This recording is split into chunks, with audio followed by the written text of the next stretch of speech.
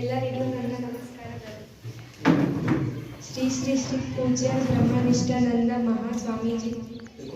ಸ್ವಾಮೀಜಿ ಅವರ ಪಾದಕಮಲಗಳಿಗೆ ಪ್ರಣಾಮಡುತ್ತಾ ಈಗಿನ ಕಾರ್ಯಕ್ರಮವಾದ ಶಾರದಾ ಪೂಜಾ ಕಾರ್ಯಕ್ರಮ ಹಾಗೂ 10ನೇ ತರಗತಿಯ ಬೀಳ್ಕೊಡುಗೆ ಸಮಾರಂಭಕ್ಕೆ ತಮ್ಮೆಲ್ಲರಿಗೂ ಸುಸ್ವಾಗತವನ್ನು ಕೋರುತ್ತೇನೆ.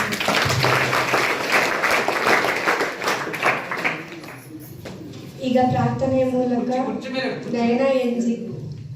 ಶಿವ ನೀಡದಿರು ಶಿವ ಬಾಗುವುದು ಎನ್ನ ಕಾಯ, ನೀಡು ಶಿವ ನೀಡದಿರು ಶಿವ ಬಾಗುವುದು ಎನ್ನ ಕಾಯ, ನಾನೇಕೆ ಅಂಜಲಿ ನೀ ನನ್ನ ಅಂಬಲಿ, ನೀಡು ಶಿವ ನೀಡದಿರು ಶಿವ ಬಾಗುವುದು ಎನ್ನ ಕಾಯ. ಒಂದು ಸ್ತುತಿಯನ್ನ ಮಾಡಿ ಮತ್ತು 10ನೇ ತರಗತಿ ವಿದ್ಯಾರ್ಥಿಗಳಿಗೆ ಬೀಳ್ಕೊಡುಗೆಯ ಸಮಾರಂಭವನ್ನು ಹಮ್ಮಿಕೊಳ್ಳೋದ್ರ ಮೂಲಕ ಈ ಒಂದು ಉತ್ಕೃಷ್ಟವಾಗಿರ್ತಕ್ಕಂಥ ಕಾರ್ಯಕ್ರಮವನ್ನು ನಮ್ಮ ಶಾಲೆಯ ವತಿಯಿಂದ ಈ ದಿನ ಹಮ್ಮಿಕೊಂಡಿರ್ತಕ್ಕಂಥದ್ದು ಹಾಗೂ ಭಕ್ತಿ ಭಾವದ ಮೂಲಕ ತಾಯಿ ಸರಸ್ವತಿ ಎಲ್ಲರಿಗೂ ಒಲಿಯೋದ್ರ ಮೂಲಕ ನಿಮ್ಮ ಬಾಳನ್ನ ಒಂದು ಜ್ಞಾನದ ದಾರಿಯಲ್ಲಿ ಸಾಗಿಸ್ಕೊಂಡು ಹೋಗೋದ್ರ ಮೂಲಕ ನೈಜ್ಞಾನೇನ ಸದೃಶಂ ಎಂಬುವಂತೆ ತಾಯಿ ಆ ರೀತಿಯಲ್ಲಿ ನಿಮ್ಮೆಲ್ಲರಿಗೂ ಜ್ಞಾನದ ದಾರಿಯನ್ನ ಎರೆದು ನಿಮ್ಮೆಲ್ಲರ ಬಾಳನ್ನ ಪುನೀತಳನ್ನಾಗಿ ಮಾಡೋದ್ರ ಮೂಲಕ ಇವತ್ತಿನ ಈ ಒಂದು ಕಾರ್ಯಕ್ರಮವನ್ನು ನಾವು ಹಮ್ಮಿಕೊಂಡಿರ್ತಕ್ಕಂಥದ್ದು. ಈ ಕಾರ್ಯಕ್ರಮಕ್ಕೆ ಒಂದು ವಿಷಯ ಮಂಡಿಸೋದಕ್ಕೋಸ್ಕರ ಪರಮ ಪೂಜ್ಯರ ಒಂದು ಸಮ್ಮುಖದಲ್ಲಿ ಇವತ್ತಿನ ಈ ಕಾರ್ಯಕ್ರಮವನ್ನು ನಮ್ಮ ಶಾಲೆಯಲ್ಲಿ ಹಮ್ಮಿಕೊಂಡಿದ್ವಿ.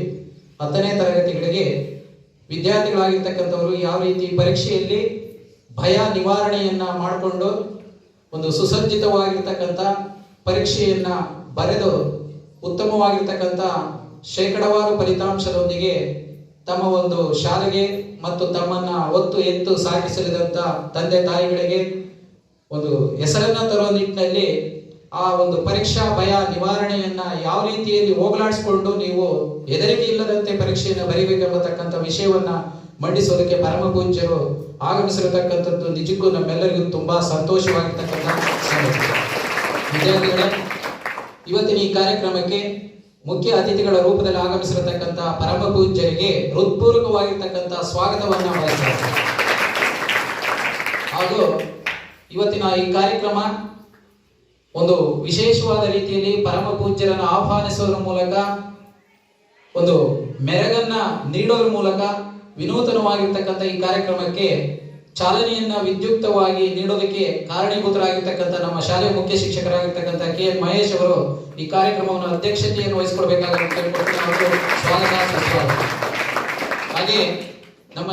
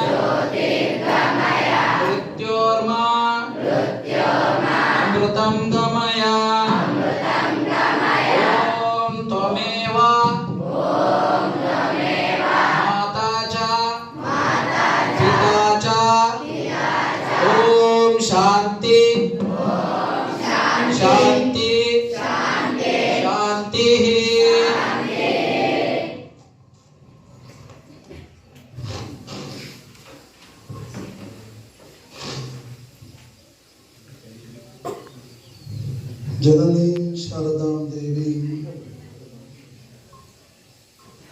रामकृष्ण जगद्गुरु पादपद्मे तयोश्रित्वा प्रणमामि मुहुर्मुहुः।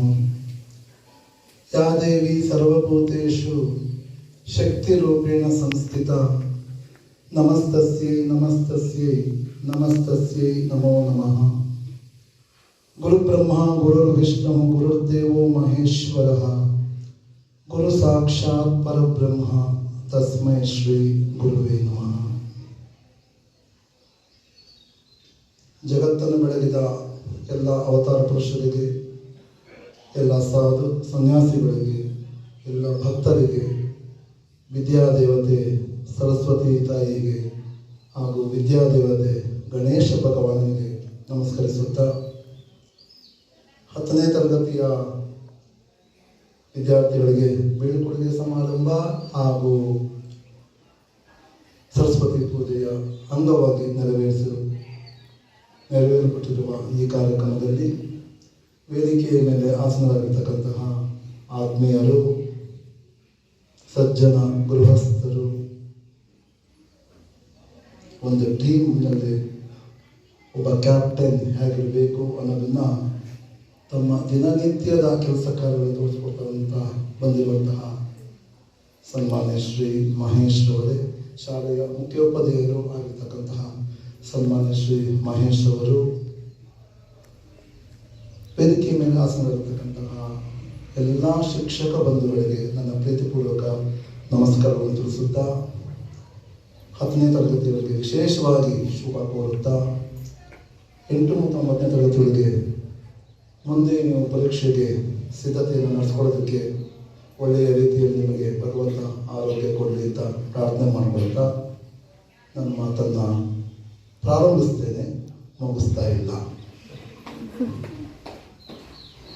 ನಮ್ಮ ಸ್ವಾಗತ ಮಾಡಿದವರು ಸರ್, ಎಂಥ ಟೀಮ್ ಇದೆ ನಿಮ್ಮ ಶಾಲೆಯಲ್ಲಿ ಅಂದಮೇಲೆ ನಿಮಗೆ ಪರೀಕ್ಷೆ ಭಯ ಯಾಕೆ ಬರುತ್ತೆ? ನಾವು ಓದ್ತಿರುವಾಗ ಇಂಥ ಟೀಚರ್ಸ್ ಸಿಕ್ಬಿಟ್ಟಿದ್ರೆ ನಮಗೆ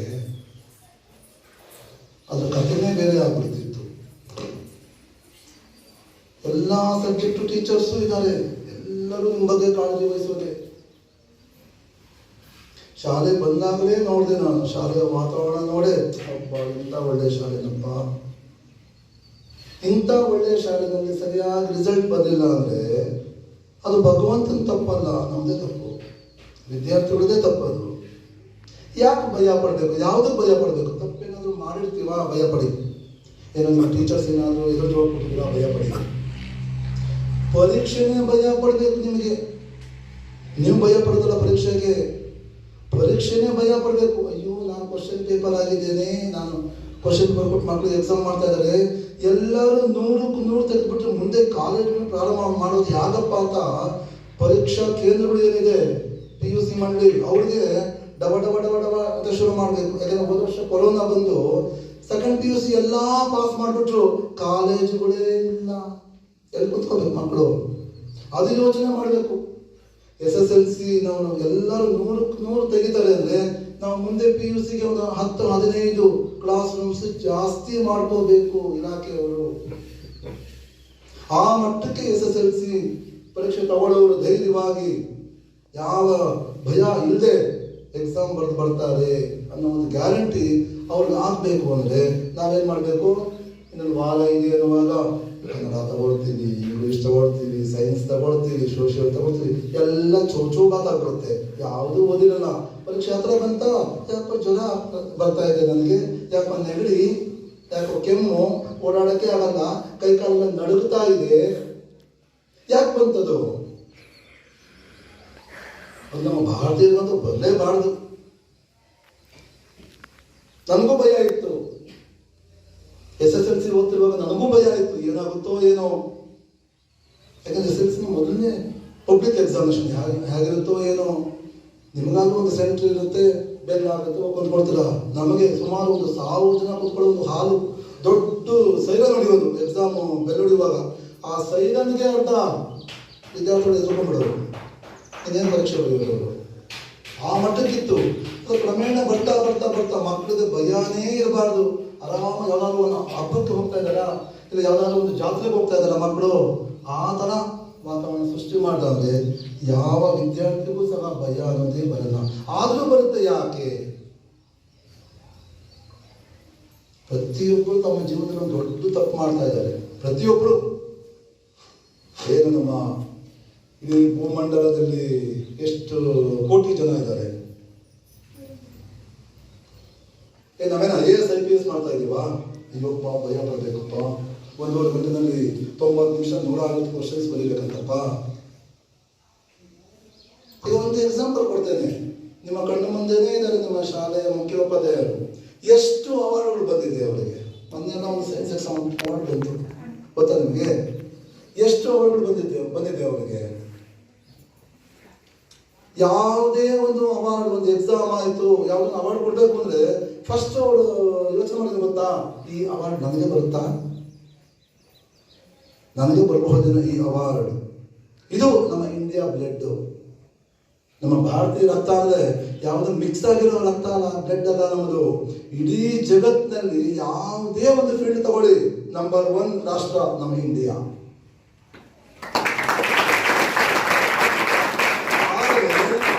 ಅದೇ ಭಾರತ ದೇಶ ಈಗ ಕಡೆಯಿಂದ ನಂಬರ್ 1 ಆಗಿದೆ. ಅದಕ್ಕಾಗಿ ಇಡೀ ಜಗತ್ತಿನಲ್ಲಿ ಅಭಿವೃದ್ಧಿ ಹೊಂದಿರೋ ದೇಶ ನಮ್ಮದೇ. ಎಷ್ಟು ಜಗಳಗಳಾಗ್ತಾ ಇದೆ ಅಂದ್ರೆ, ಭಗವದ್ಗೀತೆ ಏನು ಹೇಳ್ಕೊಡುತ್ತೆ? ಮತಾಂತರ ಹೇಳ್ಕೊಡುತ್ತಾ ಭಗವದ್ಗೀತೆ? ಏನು ಹೇಳ್ಕೊಡುತ್ತೆ ಹೇಳಿ ನೋಡೋಣ. ಒಬ್ಬರು ಹೇಳ್ಬೇಕು. ನಾವೆಲ್ಲ ಒಂದೇ. ಭಯ ಹೋಗ್ಲಾಡಿಸುತ್ತೆ. ಕ್ಲೈಂಬ್ಯಂ ಅದರ ಅರ್ಥ ಏನು ಗೊತ್ತಾ? ಕ್ಲೈಂಬ್ಯಂ ಷಂಡ ಅಂತ, 4% ಅಂತ. ಭಗವದ್ಗೀತೆ ಉಪದೇಶ ಮಾಡಿದ್ದೆ ನಾನು ಅವಾಗ ಹೇಳ್ತಾನ, ನಾವು ದೊಡ್ಡ ತಪ್ಪು ಮಾಡ್ತಾ ಇದ್ದೀವಿ, ಇಡೀ ಜಗತ್ತು ದೊಡ್ಡ ತಪ್ಪು ಮಾಡ್ತಾ ಇದ್ದೀವಿ. ಆ ತಪ್ಪೇನು ಗೊತ್ತಾ? ಆ ತಪ್ಪಿಗೂ ಭಗವದ್ಗೀತೆಗೂ ಸ್ವಲ್ಪ ಹತ್ರ ಬರುತ್ತೆ. ಭಗವದ್ಗೀತೆ ಉಪದೇಶ ಮಾಡಿದ್ದು ನನ್ನ ಕೈನಲ್ಲಿ ಏನೂ ಆಗೋದಿಲ್ಲ,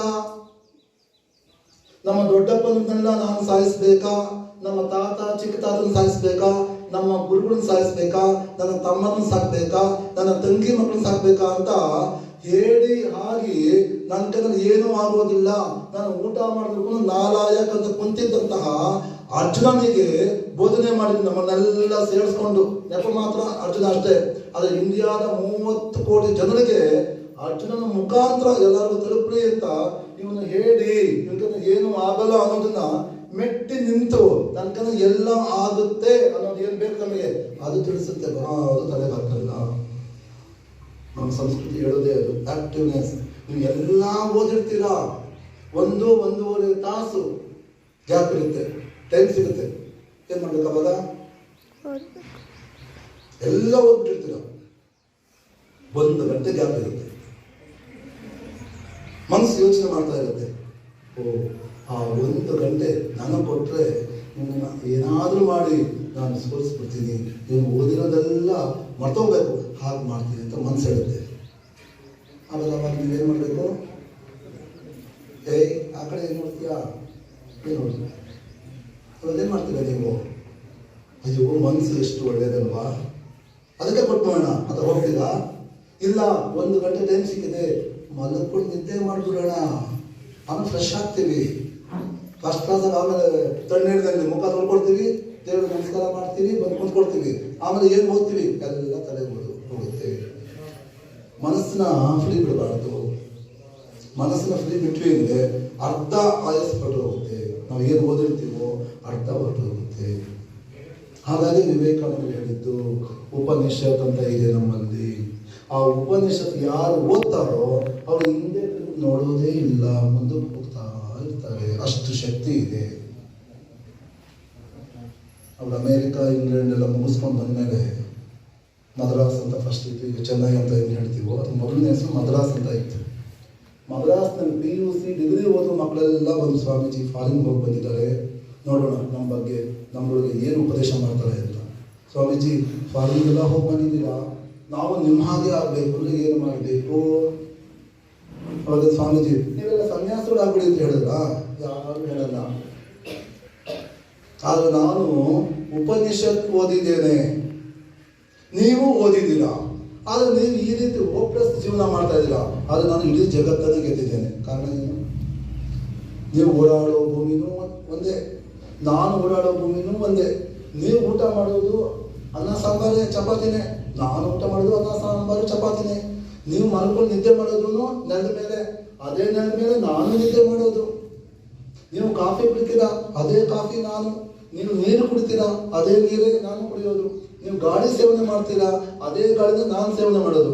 ಆದರೆ ನನ್ನನ್ನ ಅಮೆರಿಕ, ಇಂಗ್ಲೆಂಡ್ ಅವರು ಕಾಲು ತೊಳೆದು ತೀರ್ಥ ತಗೊಳ್ತಾರೆ, ನಿಮ್ಮನ್ನ ಯಾಕೆ ಜಾಸ್ತಿ ಓದಿದ್ದಾರೆ? ನೀವು ಭಾರತೀಯರು, ನಾನು ಭಾರತೀಯರು. ನಾನು ಚಿತ್ರದುರ್ಗ ಜಿಲ್ಲೆಯವನೇ, ನೀವು ಚಿತ್ರದುರ್ಗ ಜಿಲ್ಲೆಯವರೇ. ನೀವೇನು ಊಟ ಮಾಡ್ತೀರೋ, ನೀವೇನು ಓಡಾಡ್ತೀರೋ ಎಲ್ಲ ನಾನು ಮಾಡೋದು. ನಾನು ಯಾಕೆ ಈ ಮಟ್ಟಕ್ಕೆ ಬಂದೆ? ನೀವ್ಯಾಕೆ ಆ ರೀತಿ ಇದ್ದೀರಾ? ನಾನು ಉಪನಿಷತ್ ಓದಿದ್ದೇನೆ, ಓದಿ ಅದರಲ್ಲಿ ಏನಿದೆ, ಯಾವ ತರ ಜೀವನ ಮಾಡಬೇಕು, ನನ್ನ ಜೀವನ ಅಳವಡಿಸ್ಕೊಂಡೆ.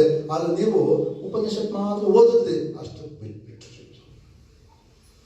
ನೀನು ಒಳ್ಳೆಯವನಾಗು, ನೀನು ರ್ಯಾಂಕ್ ಸ್ಟೂಡೆಂಟು, ನಿಮ್ಮ ಟೀಚರ್ಸ್ ನಿನಗೆ ಏನೆಲ್ಲ ಮಾಡ್ತಾರೆ, ಅದು ಪ್ರತಿ ದಿವಸ ನೀನು ಓದ್ತಾ ಬಾ, ಯಾವ ಟ್ಯೂಷನ್ಗೂ ಹೋಗೋ ಅವಶ್ಯಕತೆ ಇಲ್ಲ ಅಂತ ನಾನು ಹೇಳ್ತೀನಿ.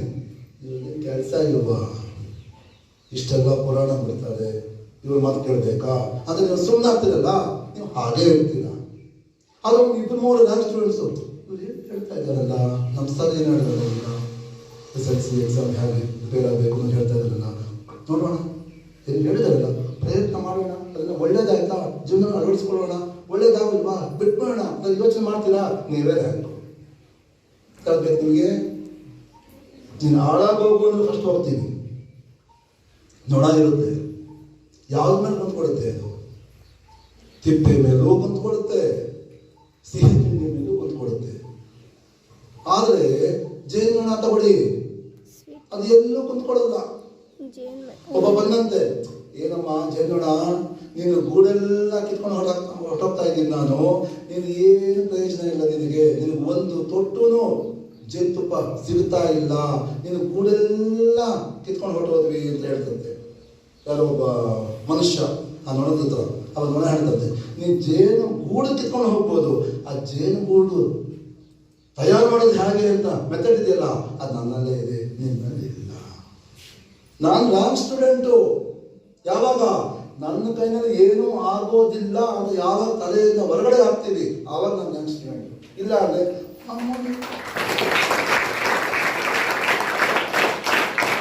SSLC ಓದ್ತಾ ಇದ್ದೀರಾ, ಗೌರ್ಮೆಂಟ್ ಹೇಳ್ಬಿಟ್ಟಿದೆ ಪಾಪ, ಸ್ವಲ್ಪ ಕನ್ಸೆಷನ್ ಕೊಟ್ಟಿದೆ, ಯಾವ SSLC ಮಕ್ಕಳನ್ನು ಫೇಲ್ ಮಾಡಬೇಡಿ ಅಂತ ಕೊಟ್ಬಿಟ್ಟಿದೆ.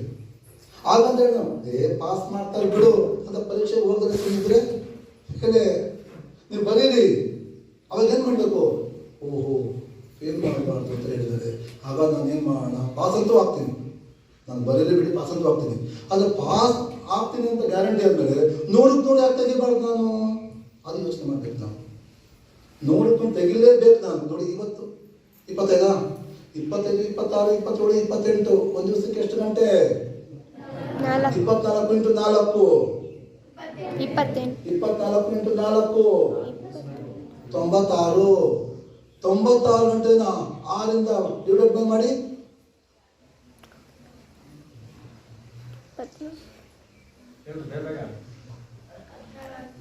95.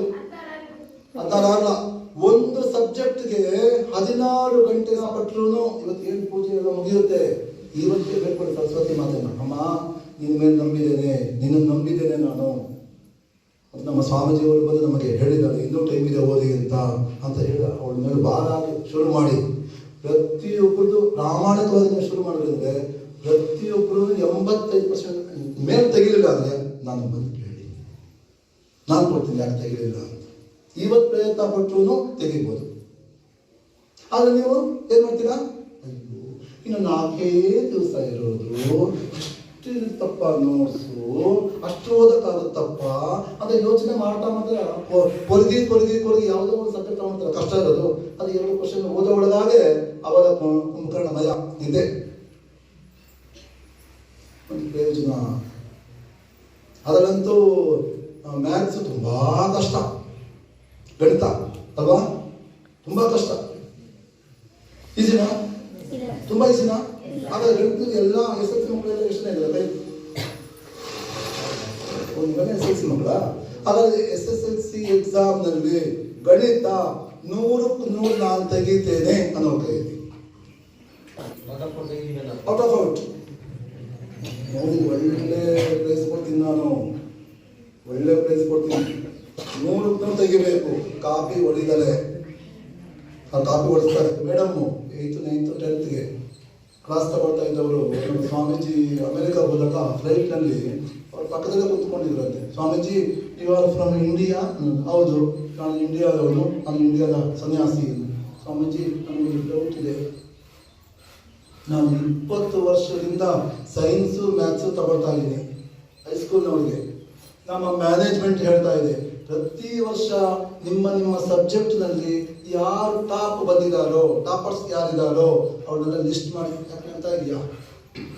ನಾವು ಅಲ್ಲೆಲ್ಲ ಹೊರಟು ಹೋಗೋದು ಇವರೇ ಹೇಳ್ತಿರೋದು.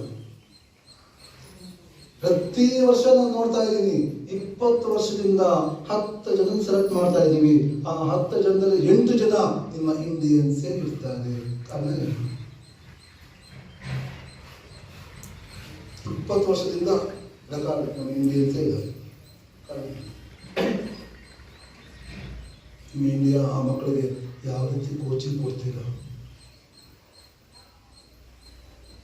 ನಿಮ್ಮ ಇಂಡಿಯಾದ ಆ ಮಕ್ಕಳು ಓದ್ತಿರೋ ಶಾಲೆಯಲ್ಲಿ ನಿಮ್ಮ ಟೀಚರ್ಸ್ ಯಾವ ರೀತಿ ಕೋಚಿಂಗ್ ಕೊಡಬೇಕು ಅಂತ ಟ್ರೈನಿಂಗ್ ಕೊಡ್ತೀರಾ? ಅದು ನಮ್ಮ ಸ್ವಾಮೀಜಿ ತಪ್ಪು ಹೇಳ್ತಾರೆ. ಟ್ರೈನಿಂಗ, ಕೋಚಿಂಗ ಅದು ಯಾವುದು ನಮ್ಮಲ್ಲಿಲ್ಲ. ಯಾಕೆ ಅಂದರೆ ನಮ್ಮ ಭಾರತೀಯ ರಕ್ತ ಇದೆಯಲ್ಲ ಅದು ಹಾಗೆ. ನಮ್ಮ ಇಂಡಿಯಾ ಬ್ಲಡ್ ಅಂದರೆ 1ನೇ ರ್ಯಾಂಕ್ ಬರೋದಕ್ಕೆ ಏನು ಮಾಡಬೇಕು ಅನ್ನೋದೇ ವಿನಃ 2ನೇ ರ್ಯಾಂಕ್ ಗೊತ್ತಿಲ್ಲ ನಮ್ಮ ಇಂಡಿಯನ್ ಬ್ಲಡ್ಗೆ. ಇನ್ನೇನು ಕೋಚಿಂಗ್ ಕೊಡೋದು? IQ ಅಂತ ಒಂದು ಎಕ್ಸಾಮ್ ಆಯಿತು ಅಮೆರಿಕಾದಲ್ಲಿ, 13 ಸೀಟು 12 ಸೀಟೇನೋ ಇತ್ತು ಅದಕ್ಕೆ ಸೆಲೆಕ್ಟ್ ಆಗೋದಕ್ಕೆ. 1.5 ಲಕ್ಷ ಜನ ಸೇರಿಕೊಂಡು ಎಕ್ಸಾಮ್ ಬರೆಯೋದಕ್ಕೆ. ಇಂಡಿಯಾದಿಂದ ಇಬ್ಬರು ಹೋಗಿದ್ರು, ಇಬ್ಬರು ಸೆಲೆಕ್ಟ್ ಆಗಿದ್ರು. ಒಬ್ಬ ಎಕ್ಸಾಮ್ ಬರ್ದ, ಅದು ಲೇಟ್ ಆಗೋದ ಅವನು ಎಕ್ಸಾಮ್ಗೆ. ಆ ಎಕ್ಸಾಮ್ ಹಾಕೋದ್ರಿಂದ ಪ್ರಿನ್ಸಿಪಾಲ್ ಹೇಳಿದಂತೆ, ಎಷ್ಟಾದರೂ ಇಂಡಿಯಾದವನೇ ಅಲ್ವಾ ನೀನು, ದಡ್ಶಿಕಾಮಣಿಗಳು ಇಂಡಿಯಾದವರು, ಸುಮ್ಮನೆ ಬಂದು ಎಕ್ಸಾಮ್ ಬರೆಯೋದಕ್ಕೆ ಅಷ್ಟು ದೂರದಿಂದ ಬರಬೇಕಾಗಿತ್ತ ಅಂತ ಬೈದಂತೆ. ಅದಕ್ಕೆ ಇಂಡಿಯಾದವ್ರು ಹೇಳಿದಂತೆ, ಸಾರ್ ಆ ಮಾತು ವಾಪಸ್ ತಗೊಳ್ಳಿ. ಯಾಕೆ ಗೊತ್ತಾ, ಈ ಎಕ್ಸಾಮ್ನಲ್ಲಿ ನಾನೇ ಫಸ್ಟ್ ರ್ಯಾಂಕ್ ಬರೋದು ತಿಳ್ಕೊಳ್ಳಿ. ಈ ಎಕ್ಸಾಮ್ ಆಗಿಲ್ಲ ತಿಳ್ಕೊಳ್ಳಿ, ನಾನೇ ಫಸ್ಟ್ ರ್ಯಾಂಕ್ ಬರೋದು. ಆಮೇಲೆ ಬೇಕಾದ್ರೆ ನೀವು ಬೈದಿ ನಾನು ರ್ಯಾಂಕ್ ಬರಲಿಲ್ಲ ಅಂದರೆ ಅಂತ ನನ್ನ ಹೋದ. 3 ಗಂಟೆ ಎಕ್ಸಾಮ್ನಲ್ಲಿ ಅರ್ಧ ಗಂಟೆ ಒಳಗಡೆ ಬಂದ್ಬಿಟ್ಟ. ಆವಾಗಲೂ ಬೈದ ಅವನು, ಅಯ್ಯೋ ನಿನಗೇನು ಬಂದೇ ಇಲ್ಲ, ಓದೇ ಇಲ್ಲ ನೀನು, ಹಾಗಾಗಿ ಅರ್ಧ ಗಂಟೆಗೆ ಬಂದ್ಬಿಟ್ಟಿದ್ಯಾ, ಅದಕ್ಕೆ ಹೇಳಿದ್ದು ಇಂಡಿಯನ್ಸು ತುಂಬ ದಡ್ರು ಅಂತ ಮತ್ತೆ ಅಲ್ಲ. ಆಯಿತು, ಅದೇ ರಿಸಲ್ಟ್ ಬರುತ್ತಲ್ಲ, ನೀವೇ ನೋಡಿ ಬಂದ್ಬಿಟ್ಟ. ಆದರೆ ಆ ಎಕ್ಸಾಮ್ನಲ್ಲಿ ಸೆಲೆಕ್ಟ್ ಆದವನು ಒಬ್ಬನೇ, ಆ ಒಬ್ಬನೇ ನಮ್ಮ ಇಂಡಿಯಾದವನು. ಆ ಹೆಣ್ಣು ಅಂದ್ರೆ ಯಾರು?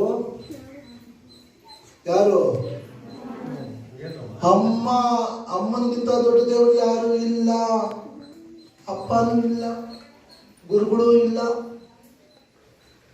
ಗೆಸ್ಟ್ಗಳು ಇಲ್ಲ, ಅಮ್ಮನೇ. ಅಯ್ಯೋ ದೇವರೇ, ನಾನು SSLC ಓದ್ತಾ ಇದ್ದೀನಿ, ಸ್ವಲ್ಪ ವ್ಯವಸ್ಥೆ ಮಾಡೋ ಕ್ವಶನ್ ಪೇಪರು ಅಂದರೆ ಮಾಡ್ತಾನ?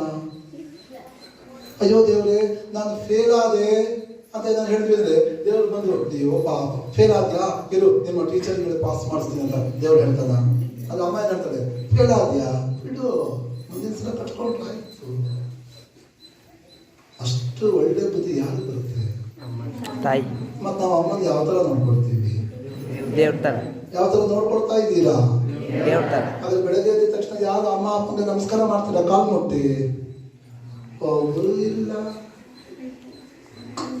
ಒಬ್ಬ ಹುಡುಗ ಕೈ ಎತ್ತಿದ್ದಾರೆ, ಗ್ರೇಟ್.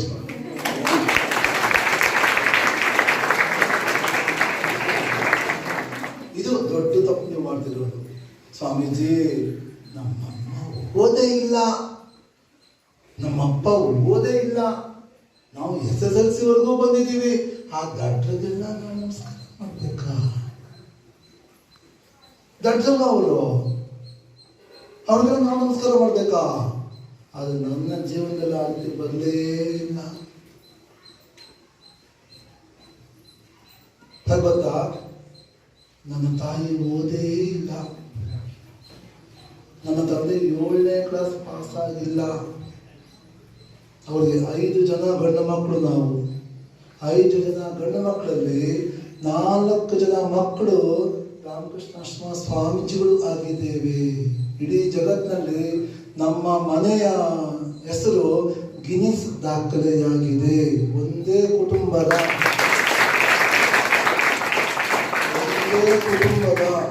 ಒಂದೇ ತಂದೆ ತಾಯಿ ಮಕ್ಕಳಾಗಿರ್ತಕ್ಕಂತಹ 4 ಜನ ನಾವು ಅಣ್ಣ ತಮ್ಮಂದ್ರು ರಾಮಕೃಷ್ಣ ಸ್ವಾಮೀಜಿಗಳು ಆಗಿದ್ದೇವೆ. ನಮ್ಮ ತಾಯಿ ಓದೇ ಇಲ್ಲ, ತಂದೆ 7ನೇ ಕ್ಲಾಸ್ ಪಾಸೇ ಆಗಿಲ್ಲ. ನಮ್ದು ಎಜುಕೇಶನ್ ಮುಗಿಯೋವರೆಗೂ ನಮ್ಮ ತಾಯಿ ತಂದೆಗೆ ನಾವು ನಮಸ್ಕಾರ ಮಾಡ್ದಲೇ ಇರೋ ದಿವಸನೇ ಇಲ್ಲ. ಅವ್ರು ಮಲಗಿದ್ರು ಸಹ ಅಮ್ಮ ಎದೋಳು, ನಿದ್ದೆ ಕಣೋ, ಎದೋಳು ಅಂದ್ರೆ ಒಂದೇ ನಿಮಿಷ ಎದೋಳು, ಏನು ನಮಸ್ಕಾರ ಮಾಡ್ತಾ ಇದೀನಿ, ನಿನ್ ಕೈ ತಲೆ ಮೇಲಿಡು.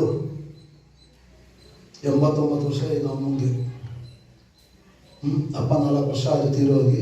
ಅಮ್ಮಂಗೆ 89 ವರ್ಷ. ರಾತ್ರಿ 12 ಗಂಟೆಗೆ ಮಲಗ್ತಾರೆ, 1:30 ಎದೊಳ್ತಾರೆ.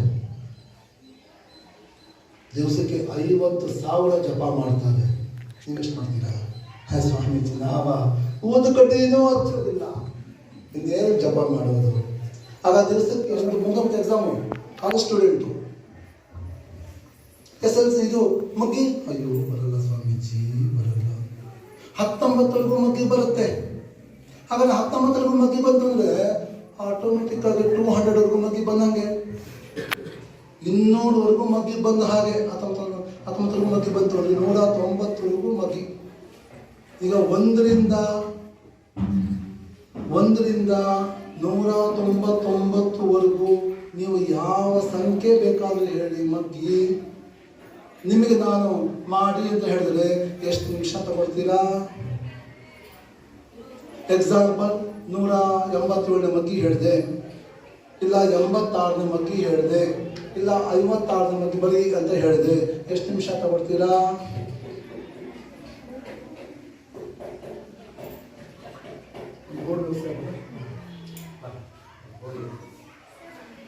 ಎಷ್ಟು ನಿಮಿಷ ತಗೊಳ್ತೀರಾ?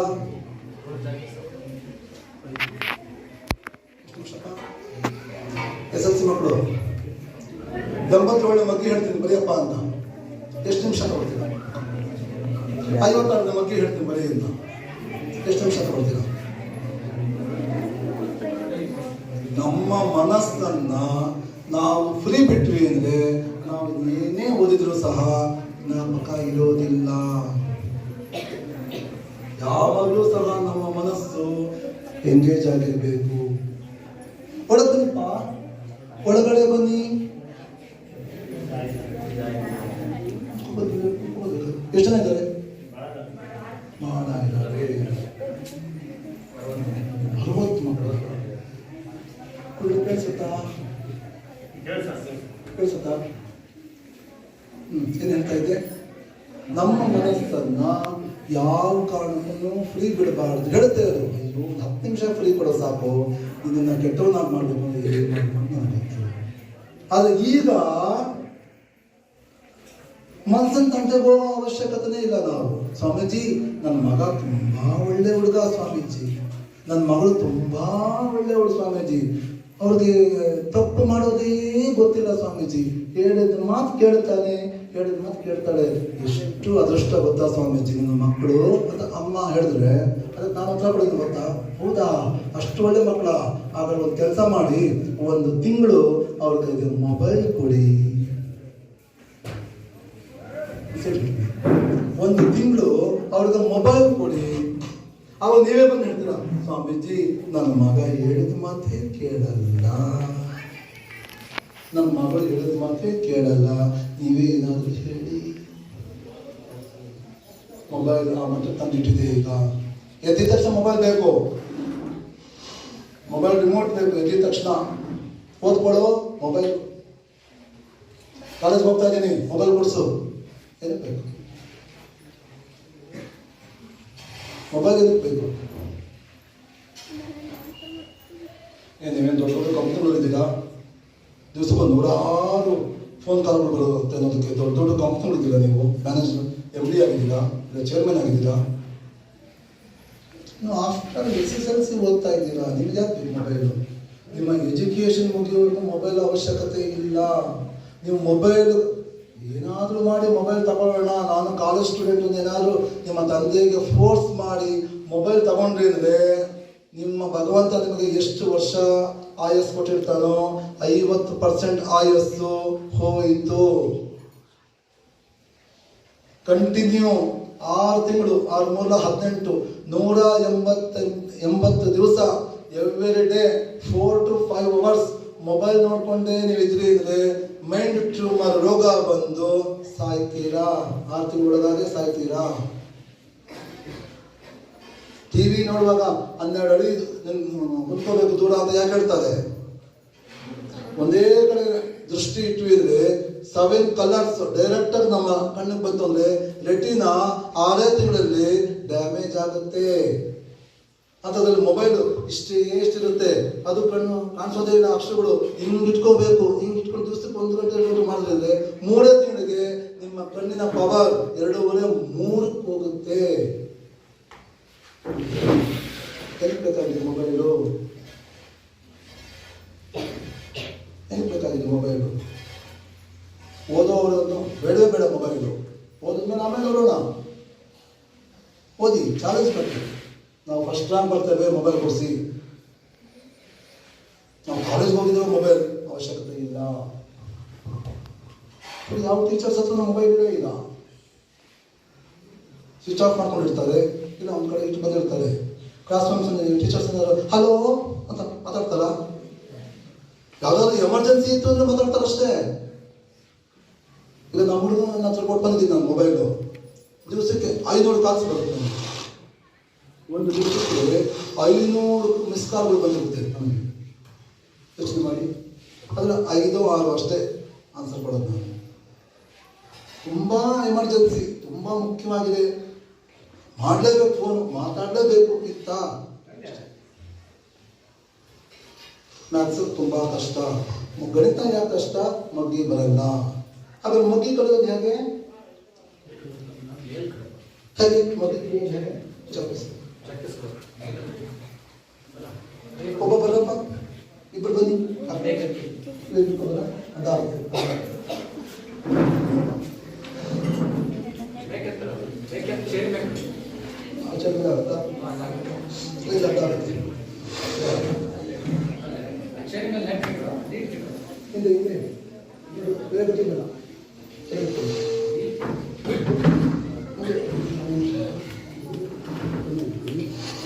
ಆಗುತ್ತಾ? ಗೊತ್ತಿದೆ ಇದು. ಈ ಎಕ್ಸಾಂಪಲ್ ಯಾವ ಮಗಿದಪ್ಪ? 2 ಅಂಕಿ ಮಗಿ ಹೇಳ್ತೀರಾ, 3 ಅಂಕಿ ಮಗಿ ಹೇಳ್ತೀರಾ? 2 ಅಂಕಿ ಮಗಿ ಅಂದ್ರೆ 99 ಒಳಗೆ, 3 ಅಂಕಿ ಮಗಿ ಅಂದ್ರೆ 199 ಒಳಗೆ. 50? ಯಾರು ಮಾಡ್ತೀರಪ್ಪ?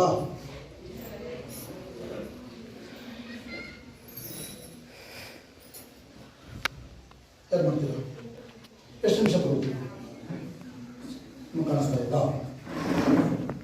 ಆಚೆ ಸ್ವಲ್ಪ ಮುಂದಕ್ಕೆ ಇಡ್ಬೇಕು ಅನ್ಸುತ್ತೆ. ಇದು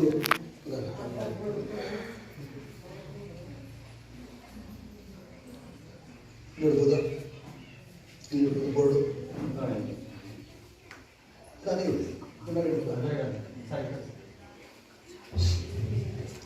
ತುಂಬ ಪರವಾಗಿಲ್ಲ, ಸ್ವಲ್ಪ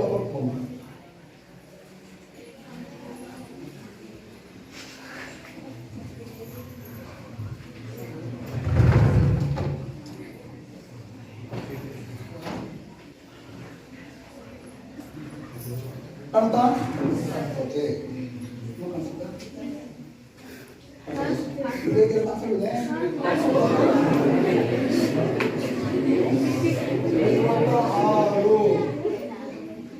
ಹೇಗೆ ಮಾಡೋದು? 8, 2 ಯಾರು ಮಾಡ್ತಾರೆ ಬನ್ನಿ. ಎಷ್ಟು ನಂಬರ್ಸ್ ನೀವು ಮಾಡ್ತೀರಾ? ಯಾರು ಮಾಡ್ತೀರಾ? ಎಷ್ಟು ನಂಬರ್ಸ್ ನೀವು? 10ನೇ ಕ್ಲಾಸ್ ಮಾಡಲಿದ್ರು. ಯಾರು ಮಾಡ್ತೀವಿ 10ನೇ ಕ್ಲಾಸ್ನಲ್ಲಿ? ನೀ ಹಂತ ನೋಡ್ಕೊಡಿ.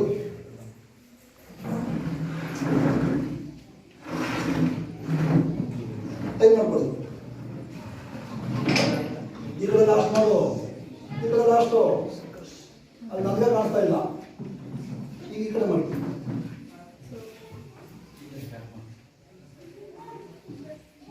ಅಲ್ಲಿ ಬರ್ತಿದ್ದ ನೋಡ್ಕೊಳ್ಳಿ. ಇವೆರಡು 50 ಮತ್ತೆ ಬರೆಯಕ್ಕೆ ಹೋಗ್ಬೇಡ. ಬರೀ 8 3 8 4 8 5 ಟೈಮ್ ನೋಡ್ಕೊಳ್ಳಿ.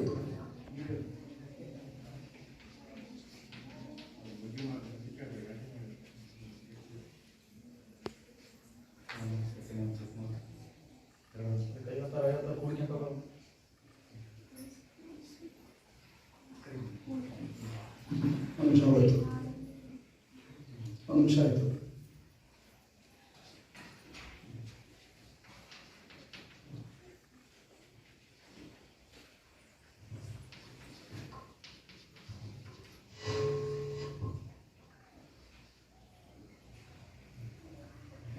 ಎರಡು ನಿಮಿಷ ಆಯ್ತು.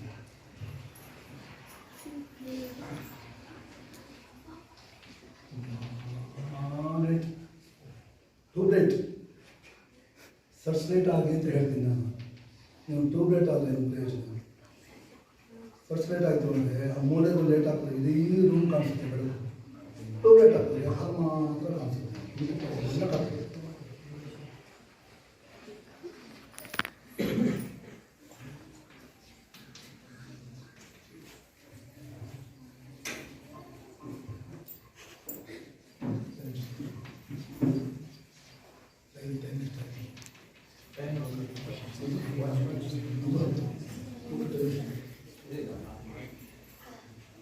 ಸರಿನಾ? ಸರಿನಾ? ಎಷ್ಟು ನಿಮಿಷ ಆಯ್ತು? 2 ನಿಮಿಷ. ಅವಾಗ 4 2 ನಿಮಿಷ ಆಯ್ತು.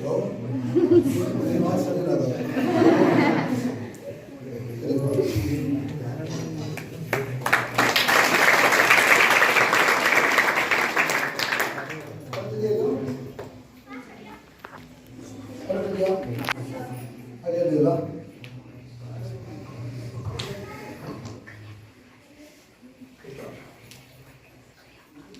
56. ನಾನು ಎಷ್ಟು ನಿಮಿಷ ಮಾಡ್ತೀನಿ ಗೊತ್ತಾ? ಜೈ ಗಣೇಶ ಜೈ ಗಣೇಶ ಪಾಹಿ ಮಾಂ. ಜೈ ಗಣೇಶ ಜೈ ಗಣೇಶ ಜೈ ಗಣೇಶ ಪಾಹಿ ಮಾಂ. ಜೈ ಗಣೇಶ ಜೈ ಗಣೇಶ ಜೈ ಗಣೇಶ ಪಾಹಿ ಮಾಂ. ಜೈ ಗಣೇಶ ಜೈ ಗಣೇಶ ಜೈ. ಯಾರು ಯಾರು? ನಯನ. ಏನು ಹೆಸರು? ನಯನ. ಹುಡುಗರಲ್ಲಿ ಪ್ರಶಾಂತ್. Very good. ಯಾರು ಪ್ರಶಾಂತ್? ಎಷ್ಟು ತೆಗಿತೀರಪ್ಪ? ಅರ್ಧನ 15. ಲಾಸ್ಟ್ ಇಯರ್ ಎಷ್ಟು ಬಂದಿದೆ ಇಂಡಿವಿಜುವಲ್? 605. 615 ಕೊಡೋದು.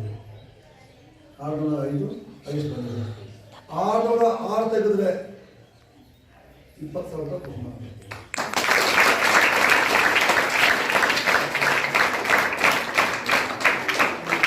615 ಪ್ರಯತ್ನ ಪಡು. 625ಕ್ಕೆ ಪ್ರಯತ್ನ ಪಡು. ಪ್ರಯತ್ನ ಪಡೋದು ನಿನಗೆ ಮಾತ್ರ ಹೇಳ್ತಾ ಇಲ್ಲ ಪ್ರಶಾಂತ್, ನಿನಗೂ ಹೇಳ್ತಿರೋದು. ಏನು ಸ್ವಾಮೀಜಿ ಹುಡುಗಿಗೆ ಮಾತ್ರ ಹೇಳ್ತಿದ್ರೆ ಹುಡುಗ ಹೇಳ್ತಾನೆ ಇಲ್ವಲ್ಲ, ಹುಡುಗನೇ ತಿರುಗ್ತಾ ಇಲ್ವಲ್ಲ ಅನ್ಕೋಬೇಡ. ಎಲ್ಲ ಮಕ್ಕಳು ನಾನು ಹೇಳ್ತಿರೋದು ನಯನ ಪ್ರಶಾಂತ್ ಮಾತ್ರ ಅಲ್ಲ ತೆಗಿಬೇಕಾಗಿರೋದು. ಎಲ್ಲ SSLC ವಿದ್ಯಾರ್ಥಿಗಳನ್ನ ತೆಗೀರಿ. 20,000 ಇಂಡಿವಿಜುವಲ್ ಚೆಕ್ ಮಾಡ್ತೀನಿ. ನಮಗೆ ದುಡ್ಡಿನಿಂದ ಬರುತ್ತೆ ನಿಮಗೆ. ಓದೇ ಭಿಕ್ಷಾ ದೇಹಿ. ನಿಮಗೆ ಭಿಕ್ಷೆ ಬಿಡ್ತಿದ್ದು ಬರೋದು ಎಲ್ಲಿವರೆಗೂ ಓದ್ತಿರೋ ನನ್ನ ಕಡೆಯಿಂದ ಫ್ರೀ. ಯಾರು ಬೇಕಾದ್ರೆ ನಾನು ಎಲ್ಲರೂ SSLC ಪಾಸ್ ಮಾಡ್ತೀರಾ, ಎಲ್ಲರೂ ಮುಂದಕ್ಕೆ ಒಳ್ಳೆ ಎಜುಕೇಶನ್ ತಗೋಬೇಕು ಅಂದರೆ ಒಂದು ಫೋನ್ ಕಾಲ್ ಮಾಡಿ ಸಾಕು, ಒಂದು ಮಿಸ್ ಕಾಲ್ ಕೊಡಿ ಸಾಕು. ಇಂಥ ಶಾಲೆ ಓದ್ದವನು ನಮ್ಮ ಶಾಲೆಗೆ ನೀವು ಬಂದಾಗ ಹೇಳಿದ್ದೀರಾ ಅಂದರೆ ನಾನು ತಲೆಗೆ ಹಾಕೊಂಡು ಹೌದು ನಾನು ವ್ಯವಸ್ಥೆ ಮಾಡಬೇಕು ಮಾಡ್ತೀನಿ. ಎಲ್ಲರೂ ಚೆನ್ನಾಗಿ ಓದಿ ಭಯ ಪಡೋ ಅವಶ್ಯಕತೆ ಇಲ್ಲ. ಎಷ್ಟು ಬರುತ್ತೋ ನಿಮಗೆ ಯಾವ್ದು ಬರುತ್ತೋ ಎಲ್ಲ ಟಿಕ್ ಮಾರ್ಕ್ ಹಾಕ್ಕೊಳ್ಳಿ. ಕ್ಲೀನಾಗಿ ನೀಟಾಗಿ ಬರೀರಿ. ಒಳ್ಳೆ ರಿಸಲ್ಟ್ ತಗೊಂಡು ಬನ್ನಿ. ನಿಮ್ಮ ಶಾಲೆಗೆ ಒಳ್ಳೆ ರಿಸಲ್ಟ್ ಬಂದರೆ ಸುತ್ತಮುತ್ತಲು ಶಾಲೆಗೆ ಬಂದ ಮಕ್ಕಳೆಲ್ಲ ಓ ಈ ಶಾಲೆಗೆ ತುಂಬ ರಿಸಲ್ಟ್ ಚೆನ್ನಾಗಿ ಬಂದಿದೆಯಪ್ಪ, ಪ್ರಾಮಾಣಿಕವಾಗಿ ಬಂದಿದ್ದಾರೆ ಅಂತ ಹೇಳಿ ನಿಮ್ಮ ಶಾಲೆಗೆ ಹೆಚ್ಚೆಚ್ಚು ಅಡ್ಮಿಷನ್ ಆಯಿತು ಅಂದರೆ ಎಷ್ಟು ಖುಷಿಯಾಗುತ್ತೆ ಅಲ್ವಾ? ಹಾಗಾಗಿ ಮುಂದೆ ಗೊತ್ತಾಗುತ್ತೆ ಶಾಲೆಗೆ ತುಂಬ ಇಂಪ್ರೂವ್ ಆಗುತ್ತೆ. ನೀವು ಕೆಲವೇ ವರ್ಷಗಳಲ್ಲಿ ನೀವು ಈಗ ವಿದ್ಯಾಲಯ ಯಾವ ಥರ ಇತ್ತು ಶಾಲೆ ನಿಮಗೆ ನಂಬೋದಕ್ಕೆ ಕಷ್ಟ ಆಗುತ್ತೆ. ಆವಾಗ ಅಷ್ಟು ಇಂಪ್ರೂವ್ ಆಗಿರುತ್ತೆ ಅಂತ ಹೇಳ್ತಾ ನಮಗೆ ನಿಮ್ಮಗಳ ಜೊತೆ ಭಯ ಹೋಗಲಾಡಿಸಿ ಪರೀಕ್ಷೆಯನ್ನು ಎದುರಿಸುವುದು ಹೇಗೆ ಅನ್ನೋ ಒಂದು ಟಾಪಿಕ್ ನಿಮ್ಮ ಸರ್ ಕಲಿಸಿದ್ದು ಮೊಬೈಲ್ ಈ ವಿಚಾರವನ್ನು ಮಾತಾಡಿ ಅಂತ ಆ ವಿಚಾರವನ್ನು ಮಾತಾಡಿದ್ದೇನೆ. ನಿಮಗೆಲ್ಲ ಒಳ್ಳೆಯದಾಗಲಿ ಅಂತ ಹೇಳ್ತಾ ನನಗೆ ನಿಮ್ಮ ಜೊತೆ 4 ಮೊದಲ ನುಡಿಗಳನ್ನು ಆಡೋದಕ್ಕೆ ಅವಕಾಶ ಮಾಡಿಕೊಟ್ಟಂತಹ ನಮ್ಮ ಶಾಲೆಯ ಸನ್ಮಾನ್ಯ ಮಹೇಶ್ ಅವರಿಗೂ ಎಲ್ಲ ಶಿಕ್ಷಕರಿಗೂ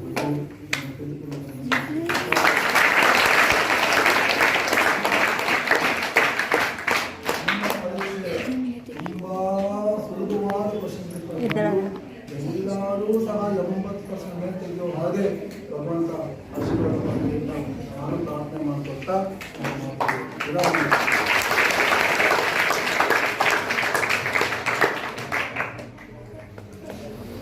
ಗುರುವಿನ ಮಹಿಮೆಯ ಬಣ್ಣಿಸಲೆಂದರೆ ಇರುವ ಮಾತುಗಳು ಸಾಲದು. ಗುರುವೇ ಶಿವನು ಎಂಬುದನ್ನರಿತರೆ ಆ ಕೈಲಾಸವೇ ನಿನ್ನದು. ಗುರುವಿನ ಮಹಿಮೆಯ ಬಣ್ಣಿಸಲೆಂದರೆ ಇರುವ ಮಾತುಗಳು ಸಾಲದು. ಗುರುವೇ ಶಿವನು ಎಂಬುದನ್ನರಿತರೆ ಆ ಕೈಲಾಸವೇ ನಿನ್ನದು ಅಂತ ಒಂದು ಹಾಡನ್ನು ಕೇಳಿದ್ದೀವಿ. ಇಡೀ ಚಿತ್ರದುರ್ಗವನ್ನೇ ಆದಂತಹ ಮದಕರಿ ನಾಯಕ, ಆ ಮದಕರಿ ನಾಯಕ ಆಗಬೇಕು ಅಂತ ಅದಕ್ಕೆ ಮೂಲ ಕಾರಣ ಯಾರಪ್ಪ ಅಂದರೆ ಶಾಂತನ ಮಹಾಸ್ವಾಮಿಗಳು. ಅವರು ಕುರಿತಂತಹ ಹಾಡು ಅಂದರೆ ಗುರು ಏನು ಬೇಕಾದ್ರೂ ಮಾಡಬಹುದು ಅನ್ನೋದಕ್ಕೆ ನಮ್ಮ ಮುಂದಿರುವಂತಹ ಜೀವಂತ ನಿದರ್ಶನ ಶ್ರೀ ಶ್ರೀ ಪೂಜ್ಯ ಗುರುಗಳಾದಂತಹ ಬ್ರಹ್ಮನಿಷ್ಠಾನಂದ ಮಹಾಸ್ವಾಮೀಜಿಯವರು.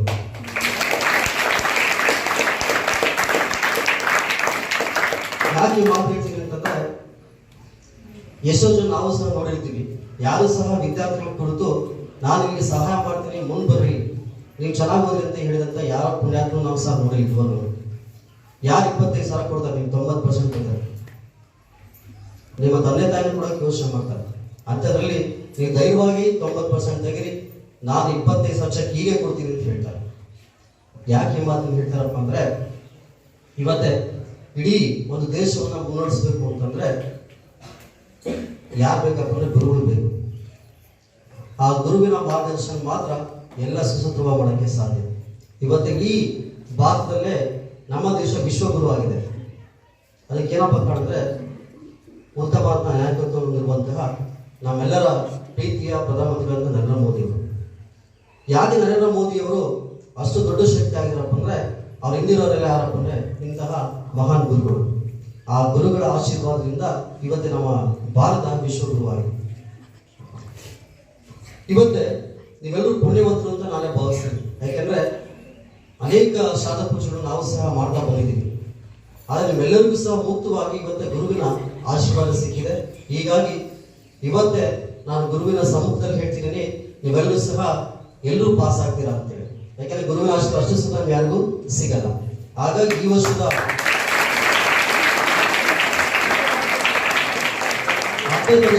ಪೂರ್ಣಿಮಂತರು ನೀವೆಲ್ಲ ಸಹ ಪಾಸ್ ಆಗ್ತೀರಾ. ಯಾಕಂದ್ರೆ ನಾವು ಪ್ರತಿ ವರ್ಷ ಶ್ರಾದ್ದ ಪೂಜೆ ಮಾಡ್ತಾ ಬಂದಿದ್ವಿ, ನಾವೇ ಮಾಡ್ತಿದ್ವಿ. ಆದರೆ ಈ ವರ್ಷ ವಿಶೇಷವಾದಂತಹ ಶ್ರಾದ್ದ ಪೂಜೆ.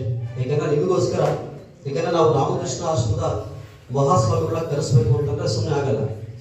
ಅವ್ರ ಅಪಾಯಿಂಟ್ಮೆಂಟ್ ತಗೊಂಡು ತಿಂಗಳಿಗಿಂತ ಮುಂಚಿನ ಅಪಾಯಿಂಟ್ಮೆಂಟ್ ತಗೊಂಡು ನಾವು ರಿಸರ್ವೇಶನ್ ಮಾಡಿಸಿರ್ಬೇಕು. ಅಂಥದ್ರಲ್ಲಿ ಗುರುಗಳೇ ಫೋನ್ ಮಾಡಿ ನಾನು ಒಂದು ದಿವಸ ಬರ್ತೀನಪ್ಪ ನಿಮ್ಮ ಶಾಲೆಗೆ ಅಂತಿದ್ರು. ನಿಜವಾಗ್ಲೂ ಅವರು ನಮ್ಮ ಶಾಲೆಯ ಬಗ್ಗೆ ಇಟ್ಟಿರುವಂತಹ ಒಂದು ಆಶೀರ್ವಾದ ಇವತ್ತು ಅವರು ನಮ್ಮ ಶಾಲೆಗೆ ಬಂದು ನಮ್ಮ ಎಲ್ಲ ಮಕ್ಕಳಿಗೂ ಸಹ ಆಶೀರ್ವಚನ ಮಾಡಿದ್ದಾರೆ. ಈಗ ಮಕ್ಕಳು ನಾನು ಹೇಳಿದ ಇಷ್ಟೇ, ಇವತ್ತೇ ನಿಮ್ಮೆಲ್ಲರಿಗೂ ಹೊಟ್ಟೆ ಹಸ್ತಿರ್ಬೋದು, ಹಸಿವು ಎಲ್ರಿಗಿರುತ್ತೆ. ನಾವು ಮಾಡ್ಬೇಕಾದ್ರೆ ಅಕ್ಷರ ಕ್ರಾಂತಿ.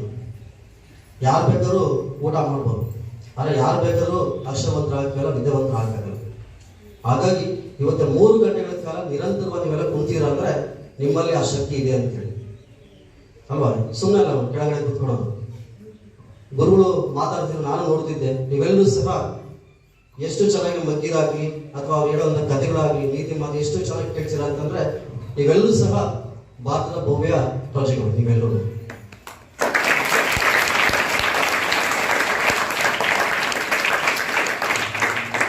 ಹೀಗಾಗಿ ಯಾಕೆ ನಾವು ವಿವೇಕಾನಂದರ ಬಗ್ಗೆ ನಾವೆಲ್ಲ ಓದಬೇಕು, ಯಾಕೆ ನಾವೆಲ್ಲ ತಿಳ್ಕೊಬೇಕಪ್ಪ ಅಂದ್ರೆ ಇಡೀ ಪ್ರಪಂಚದಲ್ಲಿ ನಮ್ಮ ಹಿಂದೂ ಸಂಸ್ಕೃತಿಯನ್ನ, ಭಾರತ ಸಂಸ್ಕೃತಿಯನ್ನ ತಿಳಿದಂತಹ ವೀರ ಸೇನಾನಿ ನಮ್ಮ ಸ್ವಾಮಿ ವಿವೇಕಾನಂದರು. ನೀವೆಲ್ಲ ಆಲ್ರೆಡಿ ಕೇಳಿದ್ದಾರೆ, ಡಿಯರ್ ಬ್ರದರ್ಸ್ ಅಂಡ್ ಸಿಸ್ಟರ್ಸ್ ಅಂತ ಹೇಳಿದ್ಕೆ ಇಡೀ ಅಮೆರಿಕದ ಸೆನೆಟ್ ಎದ್ದು ನಿಂತು ಚಪ್ಪಾಳೆ ತರುತ್ತೆ. ಅಂತಹ ಕಂಚಿನ ಕಂಠದ ವೀರ ಸೇನಾನಿ ಯಾರಪ್ಪ ಅಂದ್ರೆ ಸ್ವಾಮಿ ವಿವೇಕಾನಂದರು. ಎಲ್ಲಕ್ಕಿಂತ ಮುಖ್ಯವಾಗಿ ವಿವೇಕಾನಂದರು ಒಂದ್ಸರಿ ಕನ್ಯಾಕುಮಾರಿ ನೀವೆಲ್ಲ ಕೇಳಿದ್ದಾರೆ, ಆ ಕನ್ಯಾಕುಮಾರಿ ಬೆಟ್ಟದ ಹತ್ರ ನಿಂತ್ಕೊಂಡು ಆ ಕಲ್ಲು ಬಂಡೆ ಮೇಲೆ ನಿಂತ್ಕೊಂಡು ಸಮುದ್ರವನ್ನ ನೋಡ್ತಾರಂತ. ನಾವೇನಾದ್ರೂ ಸಮುದ್ರ ನೋಡಿದ್ರೆ ಸಮುದ್ರ ನೋಡಿ ಎದ್ಕೊಂಡು ವಾಪಸ್ ಬರ್ತಿದ್ವಿ, ಯಾಕಂದ್ರೆ ಸಮುದ್ರ ಈಜಕ್ಕಾಗಲ್ಲ ಅಂತ. ಆದ್ರೆ ವಿವೇಕಾನಂದರಿಗೆ ಎಷ್ಟು ಧೈರ್ಯ ಇತ್ತು ಅಂತಂದ್ರೆ, ವಿವೇಕಾನಂದರು ಒಂದೇ ಮಾತು ಹೇಳಿದ್ರು, ಏನಂತಂದ್ರೆ ಎಷ್ಟು ಸಣ್ಣದಿದೆಯಲ್ಲ ಸಮುದ್ರ ಅಂತ ಹೇಳಿ. ಆ ಹಿಂದೂ ಮಹಾಸಾಗರ ನೋಡೋಕೆ ಗುಂಡಿಗೆ ಬೇಕು, ಅಷ್ಟು ದೊಡ್ಡದಿದೆ ಹಿಂದೂ ಮಹಾಸಾಗರ. ಅಂಥದ್ರಲ್ಲಿ ಆ ಹಿಂದೂ ಮಹಾಸಾಗರ ನೋಡಿದಂತಹ ವಿವೇಕಾನಂದ ಹೇಳ್ತಾರೆ, ನನ್ನ ಮುಂದೆ ಎಷ್ಟು ಸಣ್ಣದಿದೆಯಲ್ಲ ಅಂತ ಹೇಳಿ. ಹಾಗೆ ಪರೀಕ್ಷೆ ಅನ್ನೋದು ಅಷ್ಟೇ,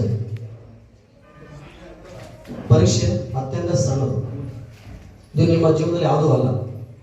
ಆ ಪರೀಕ್ಷೆ ಎದುರಿಸುವಂಥ ಶಕ್ತಿ ನಿಮ್ಮೆಲ್ಲರಿಗೂ ಇದೆ, ಆ ಗುರುವಿನ ಆಶ್ರಯ ನಿಮ್ಮೆಲ್ಲರಿಗೂ ಸಹ ಇದೆ. ಜೊತೆಗೆ ಇವತ್ತು ನಾವೇನು ನಮ್ಮ ಭಾರತ ಸಂಸ್ಥೆ ಎತ್ತಿಡುವಂಥ ರಾಮಕೃಷ್ಣ ಮಿಷನ್ ಅಂತ ಹೇಳ್ತೀವಿ, ಸ್ವಾಮಿ ವಿವೇಕಾನಂದ ಸ್ಥಾಪನೆ ಮಾಡಿದಂತಹ ರಾಮಕೃಷ್ಣ ಮಿಷನ್. ಇವತ್ತು ಇಡೀ ಜಗತ್ತಿನಲ್ಲೇ ರಾಮಕೃಷ್ಣ ಮಿಷನ್ ಅನೇಕ ಕೆಲಸಗಳನ್ನ, ಸಾಮಾಜಿಕ ಸೇವೆಗಳನ್ನ ಮಾಡ್ತಾ ಬಂದಿದೆ. ಕರೋನಾ ಸಮಯದಲ್ಲಿರ್ಬೋದು ಅಥವಾ ಅದಕ್ಕಿಂತ ಮುಂಚೆ ಬಂದಂತಹ ಬರಗಾಲದಲ್ಲಿರ್ಬೋದು, ಆ ಎಲ್ಲ ಸಮಯದಲ್ಲೂ ಸಹ ಇಡೀ ದೇಶವನ್ನ ಕಾಪಾಡಿದವರು ರಾಮಕೃಷ್ಣ ಮಿಷನ್. ಇವತ್ತು ಸಹ ಅವರು ಅದೇ ರೀತಿಯಾಗಿ ಸ್ವಾಮೀಜಿ ಕೆಲಸವನ್ನ ಮಾಡ್ತಾ ಬಂದಿದ್ದಾರೆ. ಇವತ್ತು ಇಡೀ ಚಿತ್ರದುರ್ಗದಲ್ಲೇ, ಇಡೀ ಕರ್ನಾಟಕದಲ್ಲಿ, ಇಡೀ ಭಾರತದಲ್ಲೇ ನಮ್ಮ ಬ್ರಹ್ಮನಿಷ್ಠಾನಂದ ಮಹಾಸ್ವಾಮೀಜಿಗಳು ಅವರ ಆಶ್ರಮಕ್ಕೆ ನಾನು ಹೋಗಿದ್ದೀನಿ. ಅವ್ರ ಆಶ್ರಮ ಹೇಗಿದೆಯಪ್ಪ, ನಮ್ಮ ಮನೆ ಯಾವ ರೀತಿ ಇದೆಯೋ ನಿಮ್ಮವೆಲ್ಲ ಮನೆ ಇದ್ದಾವೋ ಅದೇ ಥರನೇ ಇದೆ. ಅಲ್ಯಾವ ಸ್ವಾಮೀಜಿ ನಾನು ಅವ್ರ ಮನೆಗಿದ್ದೀನಿ ಅಂತ ಯಾವ ರೀತಿ ಭೇದ ಭಾವ. ಹೀಗಾಗಿ ಇಂತಹ ಮಹನೀಯರು ನಮ್ಮ ಶಾಲೆಗೆ ಬಂದಿರೋದು ನಿಜವಾಗ್ಲೂ ನಮ್ಮೆಲ್ಲರದು ಸೌಭಾಗ್ಯ. ಹಾಗಾಗಿ ನಾವೆಲ್ಲರೂ ಸಹ ಆ ಗುರುವಿನ ಮಾತನ್ನು ಕೇಳಿ ಅವ್ರು ಕೊಟ್ಟಂತಹ ಆಶೀರ್ವಚನೆ ಏನಿದೆ ಅದು ಅದನ್ನು ನೀವು ಮನಸ್ಸಲ್ಲಿ ಇಟ್ಕೊಳ್ಳಿ. ಒಳ್ಳೆಯ ಫಲಿತಾಂಶನ ನಮ್ಮ ಶಾಲೆಗೆ ತಂದು ಕೊಡ್ರಿ. ಎಲ್ಲಕ್ಕಿಂತ ಮುಖ್ಯವಾಗಿ ಗುರುಗಳು ಹೇಳಿದ್ರು ಒಂದೇ ಒಂದು ಮಿಸ್ ಕಾಲ್ ಕೊಡ್ರಿ ಅಂತೇಳಿ. ಆಗ ನಿಮಗೆ, ಯಾಕಂದ್ರೆ ನಮ್ಮ ಶಾಲೆಗೆ ಬರುವಂಥ ಎಲ್ಲ ಮಕ್ಕಳು ಸಹ ಹಿಂದುಳಿದ ವರ್ಗದ ಮಕ್ಕಳೇ. ಹೀಗಾಗಿ ಎಷ್ಟೋ ಜನಕ್ಕೆ ಓದುವಂಥ ಆಸೆ ಇರುತ್ತೆ, ಆದರೆ ಮನೆಯ ಆರ್ಥಿಕ ಸಂಕಷ್ಟದಿಂದ ಎಷ್ಟೋ ಜನ ಶಾಲೆಗೆ ಬಿಡುವಂಥ ಪ್ರಸಂಗ ಇರುತ್ತೆ. ಅಂಥ ಸಮಯದಲ್ಲಿ ನೀವು ನೇರವಾಗಿ ಸ್ವಾಮೀಜಿಗಳ ಭೇಟಿ ಮಾಡಿ ಮುಂದೆ ಚೆನ್ನಾಗಿ ಓದಬೇಕು. ಯಾಕಂದ್ರೆ ಎಲ್ಲರಿಗೂ ಸಹಾಯ ಮಾಡೋಕ್ಕಾಗಲ್ಲ, ಯಾರಿಗೆ ಸಹಾಯ ಮಾಡಬೇಕು, ಯಾರಿಗೆ ಅರ್ಹತೆ ಇದೆಯೋ ಅವ್ರಿಗೆ ಮಾತ್ರ ಸಹಾಯ ಮಾಡೋಕ್ಕಾಗುತ್ತೆ. ನಾನು ಬರೀ ಜಸ್ಟ್ ಪಾಸ್ ಆಗ್ತೀನಿ, ನನಗೆ ಸಹಾಯ ಮಾಡೋಕ್ಕೂ ಆಗಲ್ಲ.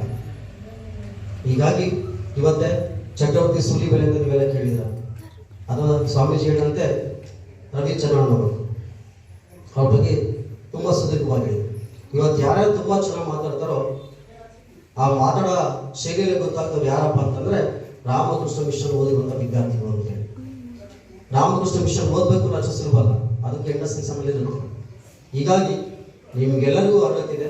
ಮುಂದಿನ ದಿನಮಾನಗಳಲ್ಲಿ ರಾಮಕೃಷ್ಣ ಮಿಷನ್ ಶಾಲೆಗಳಿಗೆ ಸೇರಿ ನಿಮ್ಮ ಭವಿಷ್ಯ ಉಜ್ವಲ ಆಗುತ್ತೆ. ನೀವು ಸಹ ಮುಂದಿನ ದಿನಗಳಲ್ಲಿ IAS, IPS ಯಾವ್ದು ಬೇಕಾದರೂ ಆಗ್ಬೋದು. ಇನ್ನು ಸ್ವಾಮೀಜಿಯವ್ರ ಬಗ್ಗೆ ಹೇಳೋದಾದ್ರೆ, ನಮ್ಮ ಅಪ್ಪ ಅಮ್ಮ ಏನು ಯೋಚನೆ ಮಾಡ್ತಾರೆ, ನನ್ನ ಮಗ ಒಳ್ಳೆ ಕೆಲಸಕ್ಕೆ ಸೇರಲಿ, ಮುಂದೆ ನಮ್ಮೆಲ್ಲರಿಗೂ ಚೆನ್ನಾಗಿ ಸಾಕಲಿ ಅಂತೇಳಿ ಎಲ್ಲರೂ ಆಸೆ ಪಡ್ತಾರೆ.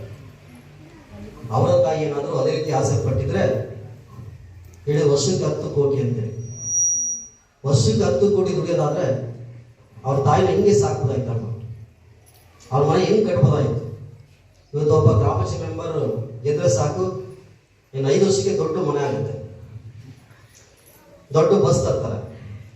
ಆದ್ರೆ 10 ಕೋಟಿ ದುಡಿಯುವಂತ ಒಬ್ಬ ವ್ಯಕ್ತಿ ಅವ್ರ ಮನೆ 4 ಜನ ಬರೀ 4 ಕೋಟಿ ಅಂತ ಇಡೀ ಕರ್ನಾಟಕ ದೊಡ್ಡ ಶ್ರೀಮಂತರಾಗ್ಬೋದಾಯ್ತು. ಆದ್ರೆ ಅವ್ರ ತಾಯಿ ಆ ಕೆಲಸ ಮಾಡಿಲ್ಲ. ಅವರ 4 ಮಕ್ಕಳನ್ನು ಸಹ ರಾಮಕೃಷ್ಣ ಮಿಷನ್ಗೆ ಕೊಟ್ಟರು. ಇಡೀ ವಿಶ್ವದಾದ್ಯಂತ ನೀವು ಸಂಚಾರ ಮಾಡಿ ಜನಗಳಿಗೆ ನೀವು ಒಂದು ಒಳ್ಳೆಯ ಶಿಕ್ಷಣವನ್ನು ಕೊಡಬೇಕು, ಅವ್ರಿಗೆ ಒಳ್ಳೆಯ ಮಾರ್ಗದರ್ಶನ ಕೊಡಬೇಕು ಅಂತೇಳಿ 4 ಜನ ಮಕ್ಕಳನ್ನು ಸಹ ರಾಮಕೃಷ್ಣ ಮಿಷನ್ ಮಡಲಿಗೆ ಹಾಕಿ ಇವತ್ತೇ ಅವರು ಸನ್ಯಾಸತ್ವವನ್ನು ಸ್ವೀಕಾರ ಮಾಡಿದ್ದಾರೆ. ನಿಜವಾಗ್ಲೂ ದೊಡ್ಡದ ಚಪ್ಪಳ ಅವ್ರ ತಾಯಿಗೆ ಕೊಡಬೇಕು.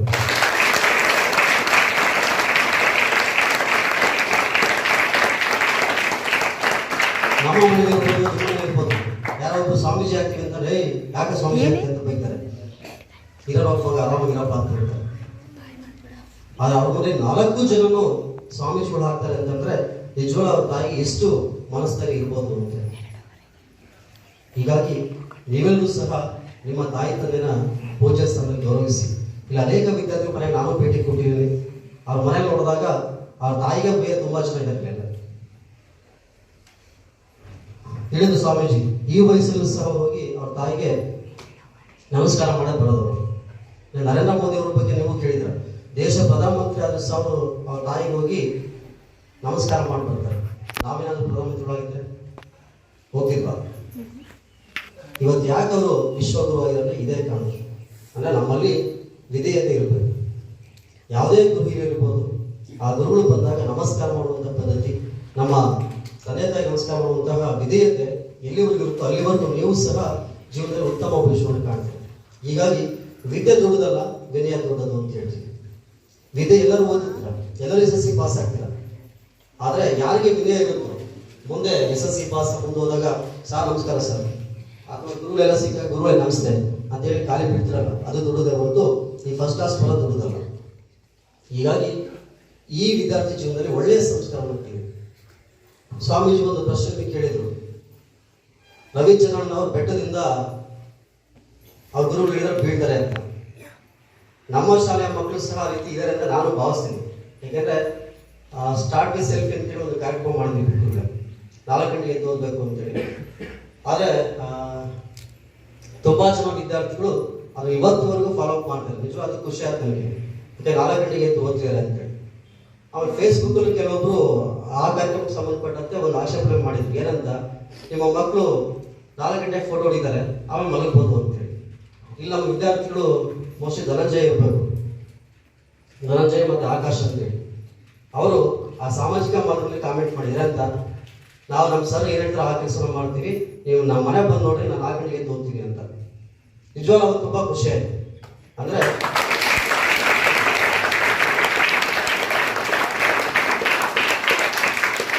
ಇವತ್ತೆ ಗುರುವಿಗೆ ಯಾವಾಗ ಖುಷಿ ಆಗುತ್ತೆ ಅಂದ್ರೆ ತನ್ನ ಶಿಷ್ಯರು ಮುಂದೋದಾಗ.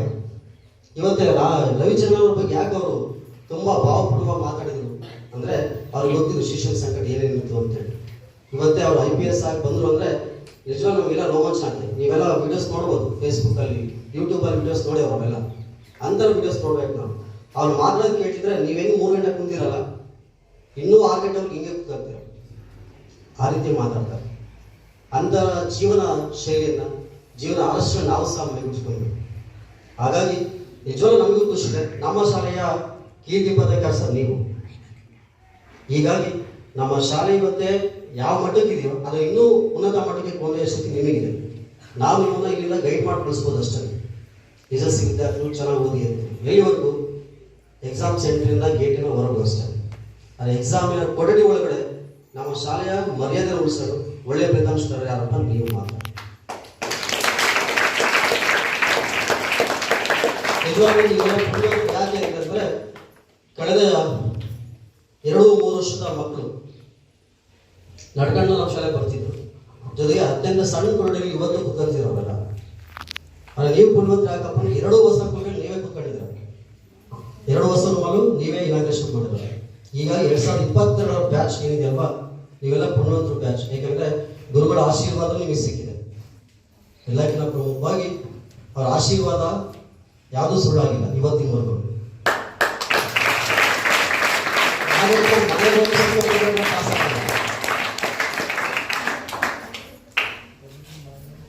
ಸುಮ್ಮನೆ ಪಾಸ್ ಆಗಲ್ಲ. ನಾವೆಲ್ಲ ಚಾಣಕ್ಯನ ಬಗ್ಗೆ ಕೇಳಿದ್ವಿ, ಚಾಣಕ್ಯ ಚಂದ್ರಗುಪ್ತ ಅಂತೇಳಿ. ಚಾಣಕ್ಯ ಒಬ್ಬ ಗುರುಗಳು. ಇವತ್ತ ಮೌರ್ಯ ಸಾಮ್ರಾಜ್ಯ ಸ್ಥಾಪನೆ ಮಾಡೋಕ್ಕೆ ಅವರೇ ಪ್ರಮುಖರಂತ ಕಾರಣ. ಚಾಣಕ್ಯ ಚಂದ್ರಗುಪ್ತ ಕೆಲಸ ಮಾಡ್ತಾನಂತೆ, ತುಂಬಾ ಕೆಲಸ ಮಾಡ್ತಿರ್ತಾನೆ. ಅವ್ರಿಗೆ ಏನ್ ಗುರು ಹೇಳ್ತಾರೋ ಆ ಎಲ್ಲಾ ಕೆಲಸ ಮಾಡ್ತಿರ್ತಾನೆ. ನಾನು 6 ಗಂಟೆವರೆಗೂ ಭಾಷಣ ಮಾಡ್ತೀನಿ, ಹಿಂಗೆ ಕೂತ್ಕೊಂತೀರಾ? Very good. ಹುಡುಗರು ತುಂಬಾ ಖುಷಿ, ಹುಡುಗಿರು ಪಾಪ ಭಾಳ ಆಗ್ತಿಲ್ಲ. ಹಾಗಾಗಿ ನಾನು 5 ನಿಮಿಷ ಮುಗಿಸ್ತೀನಿ. ಆ ಚಂದ್ರಗುಪ್ತ ಹೇಳ್ತಾ ಹೋಗ್ತಾನೆ, ಗುರು ಸಾಕು ಯಾಕೆ ಮಾಡ್ತೀಯ ಅಂತ ಹೇಳಿ. ಆ ಚಂದ್ರಗುಪ್ತ ಕೊನೆವರೆಗೂ ಬಿಡಲ್ಲ.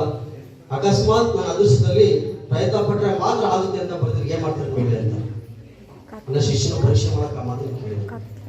ಹೀಗಾಗಿ ನಾನು ಇನ್ನೊಂದು ಪರೀಕ್ಷೆ ಮಾಡಕ್ ಅಷ್ಟೇ ಕೇಳಿದ್ದು. ಹೀಗಾಗಿ ಹುಡುಗರು ನಮ್ಮ ಶಾಲೆ ಮನೆಯನ್ನು ಉಳಿಸ್ತಾರೆ. ಹಾಗಾಗಿ ಯಾವ ರೀತಿ ಗುರುಗಳು ಹೇಳ್ಬೋದು, ನಾವು ಹೇಳ್ಬೋದು, ಆದ್ರೆ ನೀವು ಪ್ರಯತ್ನವನ್ನು ಪಡಬೇಕು. ಯಾವುದೇ ಪ್ರಯತ್ನ ಪಡಲಿ ಅದು ಸುಲಭವಾಗಿ ಸಿಗಲ್ಲ.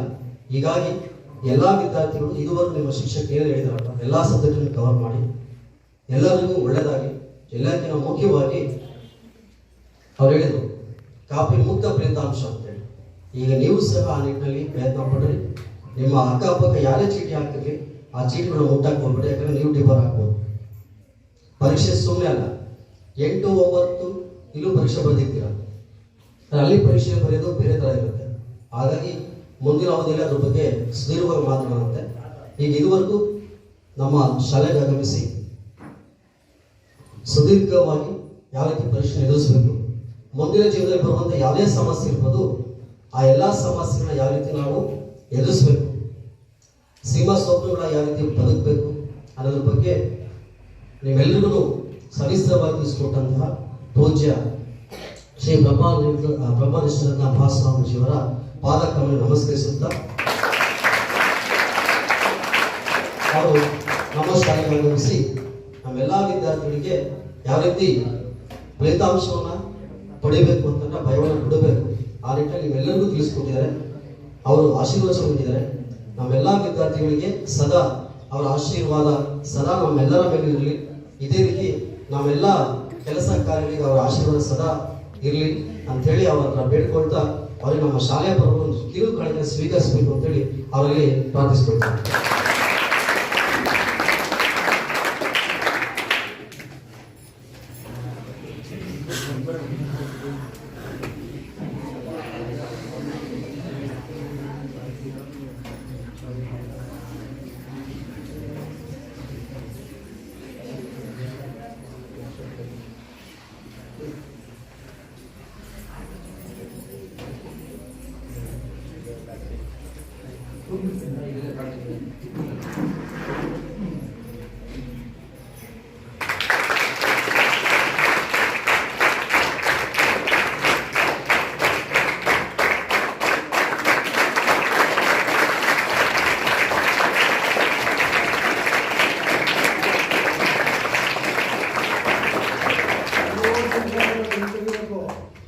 ಇದು ನೋಡ್ತಾ ಇದ್ದಾರೆ ನೋಡಿ, ಫೋಟೋ ಬರುತ್ತೆ ನಿಮಗೆ ಎಲ್ಲೋ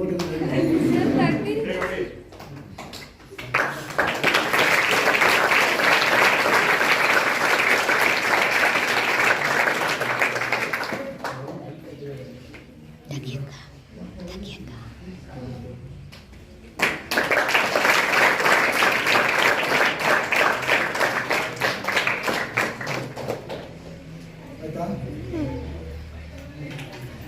ತಲೆಗೆ ಸೈನ್ಸ್ ಅವಾರ್ಡ್ ಬಂದಿದೆ ಅಂತ ಅಲ್ವಾ, ಹೌದಲ್ವಾ? ಅದು ಆ ರೀತಿ ಅವಾರ್ಡ್ ಬಂದಿದೆ ಅಂತ ಕೇಳಿಸ್ಕೊಂಡು ಸುಮ್ಮನೆ ಕುಂತ್ಕೊಳಕ್ಕಾಗುತ್ತಾ? ನೀವಂತೂ ಸುಮ್ಮನೆ ಕುಂತ್ಕೋಬೋದು, ನಾವಂತೂ ಸುಮ್ಮನೆ ಕುಂತ್ಕೊಳಕ್ಕಾಗುತ್ತಾ? ಆಗಲ್ಲ. ಯಾಕಂದ್ರೆ ಗುರುನೇ ಸನ್ಯಾಸಿ ಆಗಿರ್ಬೋದು, ಪ್ರೈಮ್ ಮಿನಿಸ್ಟರ್ ಆಗಿರ್ಬೋದು, ಯಾರೇ ಆಗಿರ್ಬೋದು. ಈಗ ಅವರು ಸನ್ಮಾನ ಮಾಡೋಕ್ಕೆ ಬಂದು ಹಾರಾಡೋಕೆ ಬಂದು ನಾನು ಬರ್ತೀನಿ ಅಂತ ಎದ್ದಿದ್ದೆ, ಅಲ್ಲೇ ತಿಳ್ಕೋಬೇಕು ನಾವು ಸನ್ಯಾಸಿ ಆಗಿರೋ ಗುರುಗಳಿಗೆ ಯಾವ ಥರ ಬೆಲೆ ಕೊಡಬೇಕು. ಗೊತ್ತಾಗ್ತಿದೆಯಾ? ಅದು ನಮ್ಮ ಆಶ್ರಮದ ಕಡೆಯಿಂದ ಒಂದು ಪುಟ್ಟ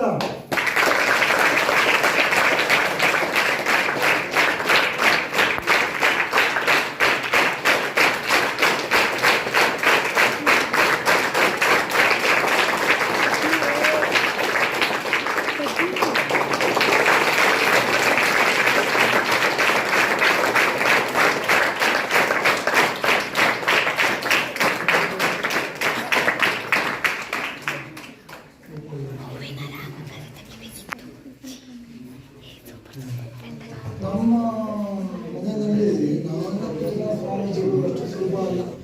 ಗುರು ತನ್ನ ವಿಶ್ವರೂಪವನ್ನು ತೋರಿಸ್ತಾರೆ. ಅವರು ಭಗವದ್ಗೀತೆ ಹೇಳಿದರು, ಅರ್ಜುನ ನಾನು ಯುದ್ಧ ಮಾಡಲ್ಲ ಅಂತೇಳಿ ಹೊರಗೆ ಬಂದಾಗ ಶ್ರೀಕೃಷ್ಣ ಪರಮಾತ್ಮ ತನ್ನ ದಿವ್ಯ ಸ್ವರೂಪವನ್ನು ತೋರಿಸ್ತಾನೆ. ಅಂತಹ ದಿವ್ಯ ಸ್ವರೂಪವನ್ನು ನಾವು ಇವತ್ತೇ ಬ್ರಹ್ಮನಿಷ್ಠಾನಂದ ಮಹಾಸ್ವಾಮೀಜಿಯವರ ಆಶೀರ್ವಚನ ಕೇಳಿದ್ದೀವಿ. ಹಾಗಾಗಿ ನಾವೆಲ್ಲ ಮಕ್ಕಳು ಸಹ ಅರ್ಜುನನಂತೆ ಮುಂದೆ ಬರುವಂತಹ ಪರೀಕ್ಷೆ ಎಂಬಂತಹ ಯುದ್ಧದಲ್ಲಿ ಎಲ್ಲರೂ ಸಹ ಅವರ ಆಶೀರ್ವಾದದಿಂದ ಜಯಚಿರಾಗ್ತಾರೆ ಅಂತ ಭಾವಿಸುತ್ತಾ ಅವರಿಗೆ ನಮ್ಮ ಶಾಲಾ ಶಿಕ್ಷಕರ ಪರವಾಗಿ ಹಾಗೂ ನಮ್ಮೆಲ್ಲ ವಿದ್ಯಾರ್ಥಿಗಳ ಪರವಾಗಿ ಹೃತ್ಪೂರ್ವಕ ಶರಣಾರ್ಥಿ. ಆತ್ಮೀಯ ವಿದ್ಯಾರ್ಥಿಗಳೇ, ಈ 10ನೇ ತರಗತಿಯ ಅಕಾಡೆಮಿಕ್ ಇಯರ್ ವರ್ಷದಲ್ಲಿ, ಶೈಕ್ಷಣಿಕ ವರ್ಷದಲ್ಲಿ ಬಹುತೇಕ ಎಲ್ಲಾ ವಿದ್ಯಾರ್ಥಿಗಳು ಸಹ ನಿರಂತರವಾಗಿ ಶಾಲೆಗೆ ಆಗಮಿಸಿದರು. ನಿಜವಾದ ಸಂತೋಷದ ವಿಷಯ. ಅದರಲ್ಲೂ ಸಹ ನಮ್ಮ ಶಾಲೆ 4 ವಿದ್ಯಾರ್ಥಿಗಳು ಒಂದು ದಿವಸವೂ ಸಹ ಶಾಲೆಗೆ ತಪ್ಪದಂತೆ ಶಾಲೆಗೆ ಆಗಮಿಸ್ತಾರೆ. ಅದು ನಿಜವಾಗ್ಲೂ ನಾವೆಲ್ಲ ಶಿಕ್ಷಕರು ಹೆಮ್ಮೆ ಪಡುವಂಥ ವಿಷಯ. ಯಾಕಂದ್ರೆ ನಾವು ಟೀಚರ್ಸೇ ಒಂದೊಂದು ದಿವಸ ರಜಾ ಹಾಕಿರ್ತೀವಿ.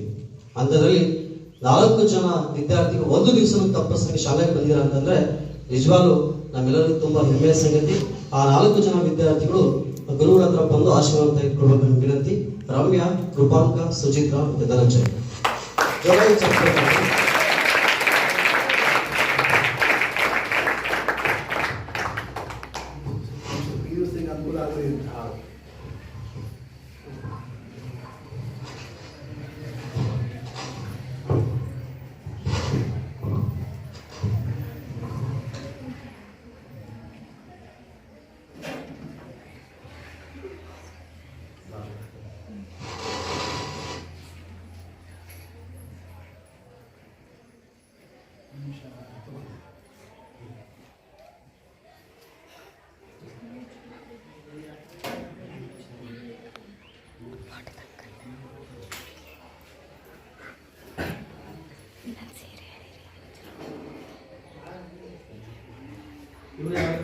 ನಾಲ್ಕು ಜನ ವಿದ್ಯಾರ್ಥಿಗಳು ಒಂದು ದಿವಸ ತಪ್ಪದಂತೆ ಶಾಲೆಗೆ ಬಂದರು. ಮುಂದೆ ಬರುವಂತಹ 8 ಮತ್ತು 9 ವಿದ್ಯಾರ್ಥಿಗಳು ಸಹ ಅವರು 4 ಕ್ಷೇತ್ರನೇ ಪ್ರತಿದಿನನೂ ಶಾಲೆಗೆ ತಪ್ಪಿಸಂತೆ ಬರಬೇಕು. ಯಾಕಂದ್ರೆ ವಿದ್ಯಾರ್ಥಿ ಜೀವನ ಅಮೂಲ್ಯವಾದ. ನೆಕ್ಸ್ಟ್ 9th 10th ಪ್ರತಿ ದಿವಸ 365 ದಿವಸನೂ ಅಂದರೆ ಭಾನುವಾರ ಬಿಟ್ಟು, ಈಗ ನನ್ನ 4 ಮಕ್ಕಳು ಒಂದು ದಿವಸ ಶಾಲೆ ತಪ್ಪಿಸ್ಕೊಂಡಿಲ್ಲ ಅಂತ ಏನು ಅನೌನ್ಸ್ ಮಾಡಿದ್ರು ನಿಮ್ಮ ಸರ್ರು. ಅದೇ ಥರ ನೆಕ್ಸ್ಟ್ ಈಗ 8th 9th ಯಾರು ನೆಕ್ಸ್ಟ್ ಇಯರ್ ಆ ರೀತಿ ಫಾಲೋ ಮಾಡ್ತಾರೋ ಪ್ರತಿಯೊಂದರಲ್ಲೂ ಓದೋದ್ರಲ್ಲಿರ್ಬೋದು, ಸ್ಪೋರ್ಟ್ಸ್ ಇರ್ಬೋದು, ಟೀಚರ್ಸ್ ಗೌರವ ಕೊಡೋದಿರ್ಬೋದು, ಟೀಚರ್ಸ್ ಏನಾದರೂ ಇಲ್ಲಿ ಕೆಲಸಗಳು ಏನಾದರೂ ಹೇಳಿದಾಗ ಕೆಲಸಗಳು ಮಾಡೋದಿರಬಹುದು, ಯಾರಾದರೂ ಲೀಡರ್ಶಿಪ್ ಕೊಟ್ಟಾಗ ಅದರಲ್ಲೂ ಇರಬಹುದು. ಪ್ರತಿಯೊಂದರಲ್ಲೂ ಪರವಾಗಿಲ್ಲಪ್ಪ, ಈ 2023-24ರಲ್ಲಿ ಬೆಸ್ಟ್ ಸ್ಟೂಡೆಂಟ್ ಅಂತ ಯಾರು ನೇಮಕ ಮಾಡ್ತಾರೆ ನಮ್ಮ ಹೆಡ್ ಮಾಸ್ಟ್ರು, ಅವರಿಗೆ ನೆಕ್ಸ್ಟ್ ಸರಸ್ವತಿ ಪೂಜೆಗೂ ನಾನೇ ಬರ್ತೇನೆ. ಆವಾಗ ಆ ಬೆಸ್ಟ್ ಸ್ಟೂಡೆಂಟ್ಗೆ ನನ್ನ ವೈಯಕ್ತಿಕವಾಗಿ 5,000 ರೂಪಾಯಿ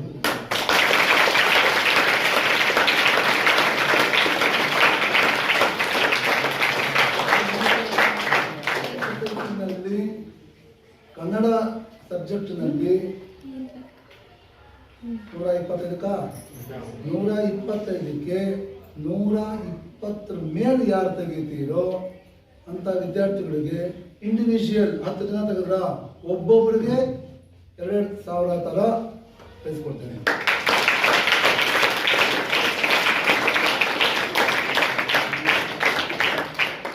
ನೂರಕ್ಕೆ 100 ಯಾವ ಸಬ್ಜೆಕ್ಟ್ ತೆಗಿತೀರಾ ಅವ್ರಿಗೆಲ್ಲ 1,000. ನಿಮ್ಮ ಸೆಂಟ್ರಿಗೆ ಯಾರು ಫಸ್ಟ್ ಬರ್ತೀರಾ 5,000.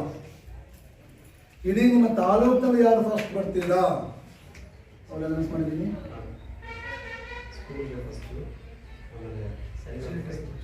ತಾಲೂಕು ಸೆಂಟ್ರಿಗೆ ಎಷ್ಟು ಹೇಳಿದ್ದೀನಿ? 5,000. ಸ್ಕೂಲ್ಗೆ ಹಾಂ. ಆಮೇಲೆ ನಿಮ್ಮ ತಾಲೂಕು ಯಾವ ತಾಲೂಕು ಬರುತ್ತೆ? ಚಿತ್ರದುರ್ಗ ತಾಲೂಕನ್ನ ಫಸ್ಟ್ ಬಂದ್ರಿ ಅಂದರೆ 25,000 ರೂಪಾಯಿ ಕೊಡ್ತೀನಿ.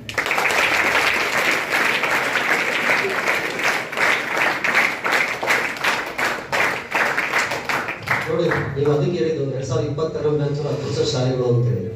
ಯಾಕೆಂದ್ರೆ ಯಾರು ಅಷ್ಟು ಸುಖ ನಿಮ್ಗೆ ಕೆಳಗೆ ಬರಲ್ಲ. ಹಾಗೆ ಗುರುಗಳೇ ಬಂದು ಇವತ್ತೇ ನಿಮಗೆ ಅವ್ರ ಆಶೀರ್ವಚನ ಹೇಳಿದ್ದಾರೆ. ಅದನ್ನ ಸದ್ಬಳಕೆ ಮಾಡಿಕೊಳ್ಳಿ. ಮುಂದೆ ಬರುವಂಥ ದಿನಗಳಲ್ಲಿ ಒಳ್ಳೆ ಭವಿಷ್ಯ ಮುಂದೆ ಕಾದಿದೆ.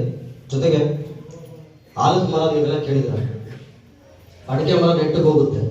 ಅದು ಆಲದ ಮರ ಇಡೀ ಸುತ್ತಮುತ್ತಲ ಪ್ರದೇಶಕ್ಕೆ ಎಷ್ಟೋ ಸಾವಿರಾರು ಪಕ್ಷಿಗಳಿಗೆ ಅದು ನೆಲೆನ ಒದಗಿಸುತ್ತೆ. ಅಂತ ಆಲದ ಮರಗಳು ನಮ್ಮ ಶ್ರೀಗುರುಗಳು. ಅವರಿಗೆ ಮತ್ತೊಮ್ಮೆ ನಾವೆಲ್ಲರ ಪರವಾಗಿ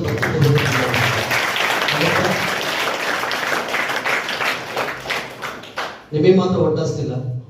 ಈಗ ಅವರಿಗೂ ಸಹ ಸಕ್ಕರೆ ಕಾಯಿ ಇದ್ರೂ ಸಹ ಸಕ್ಕರೆ ಕಾಯಿ ಇದ್ದರೂ ಅವರು ಜಾಸ್ತಿ ಹೊತ್ತು ಉಪವಾಸ ಇರಂಗಿಲ್ಲ. ಅಂದರೂ ಸಹ ನಿಮಗೋಸ್ಕರ ಎಷ್ಟು ತಾಳ್ಮೆಯಿಂದ ನಿಮಗಾಗಿ ಅವರ ಸಮಯವನ್ನು ಮೀಸಲಿಟ್ಟಿದ್ದಾರೆ. ಹಾಗಾಗಿ ಮುಂದಿನ ದಿನವನ್ನು ಒಳ್ಳೆಯ ಫಲಿತಾಂಶ ತಂದುಕೊಟ್ಟು ಆ ಗುರುಗಳ ಆಶೀರ್ವಚನ ನಿಜವನ್ನ ಮಾಡುವಂಥ ಶಕ್ತಿ ನಿಮಗೆ ಬರಬೇಕು. ಆಗ ನೀವೆಲ್ಲೂ ಸಹ ನಿಜಗೊಳಿಸಿದಂತ ಈ ಕಾರ್ಯಕ್ರಮಕ್ಕೆ ಮುಗಿಸಲು ಎಲ್ಲ ವಿದ್ಯಾರ್ಥಿಗಳು ಸಹ ಅವರ ಆಶೀರ್ವಾದ ತೆಗೆದುಕೊಂಡು ಹಂಗೆ ಹೊರಗೆ ಒಬ್ಬೊಬ್ಬರಾಗಿ ನಿಮ್ಮ ರಿಸಲ್ಟು ನೆಕ್ಸ್ಟ್ ಬರೋ ಹುಡುಗರು ಅಡ್ಮಿಷನ್ಗೆ ಅನುಕೂಲ ಆಗುತ್ತೆ. ಒಳ್ಳೆ ರಿಸಲ್ಟ್ ಬಂದರೆ ಇನ್ನೂ ಹೆಚ್ಚು ಸ್ಟ್ರೆಂತ್ ನಿಮ್ಮ ಶಾಲೆಗೆ ಬರುತ್ತೆ.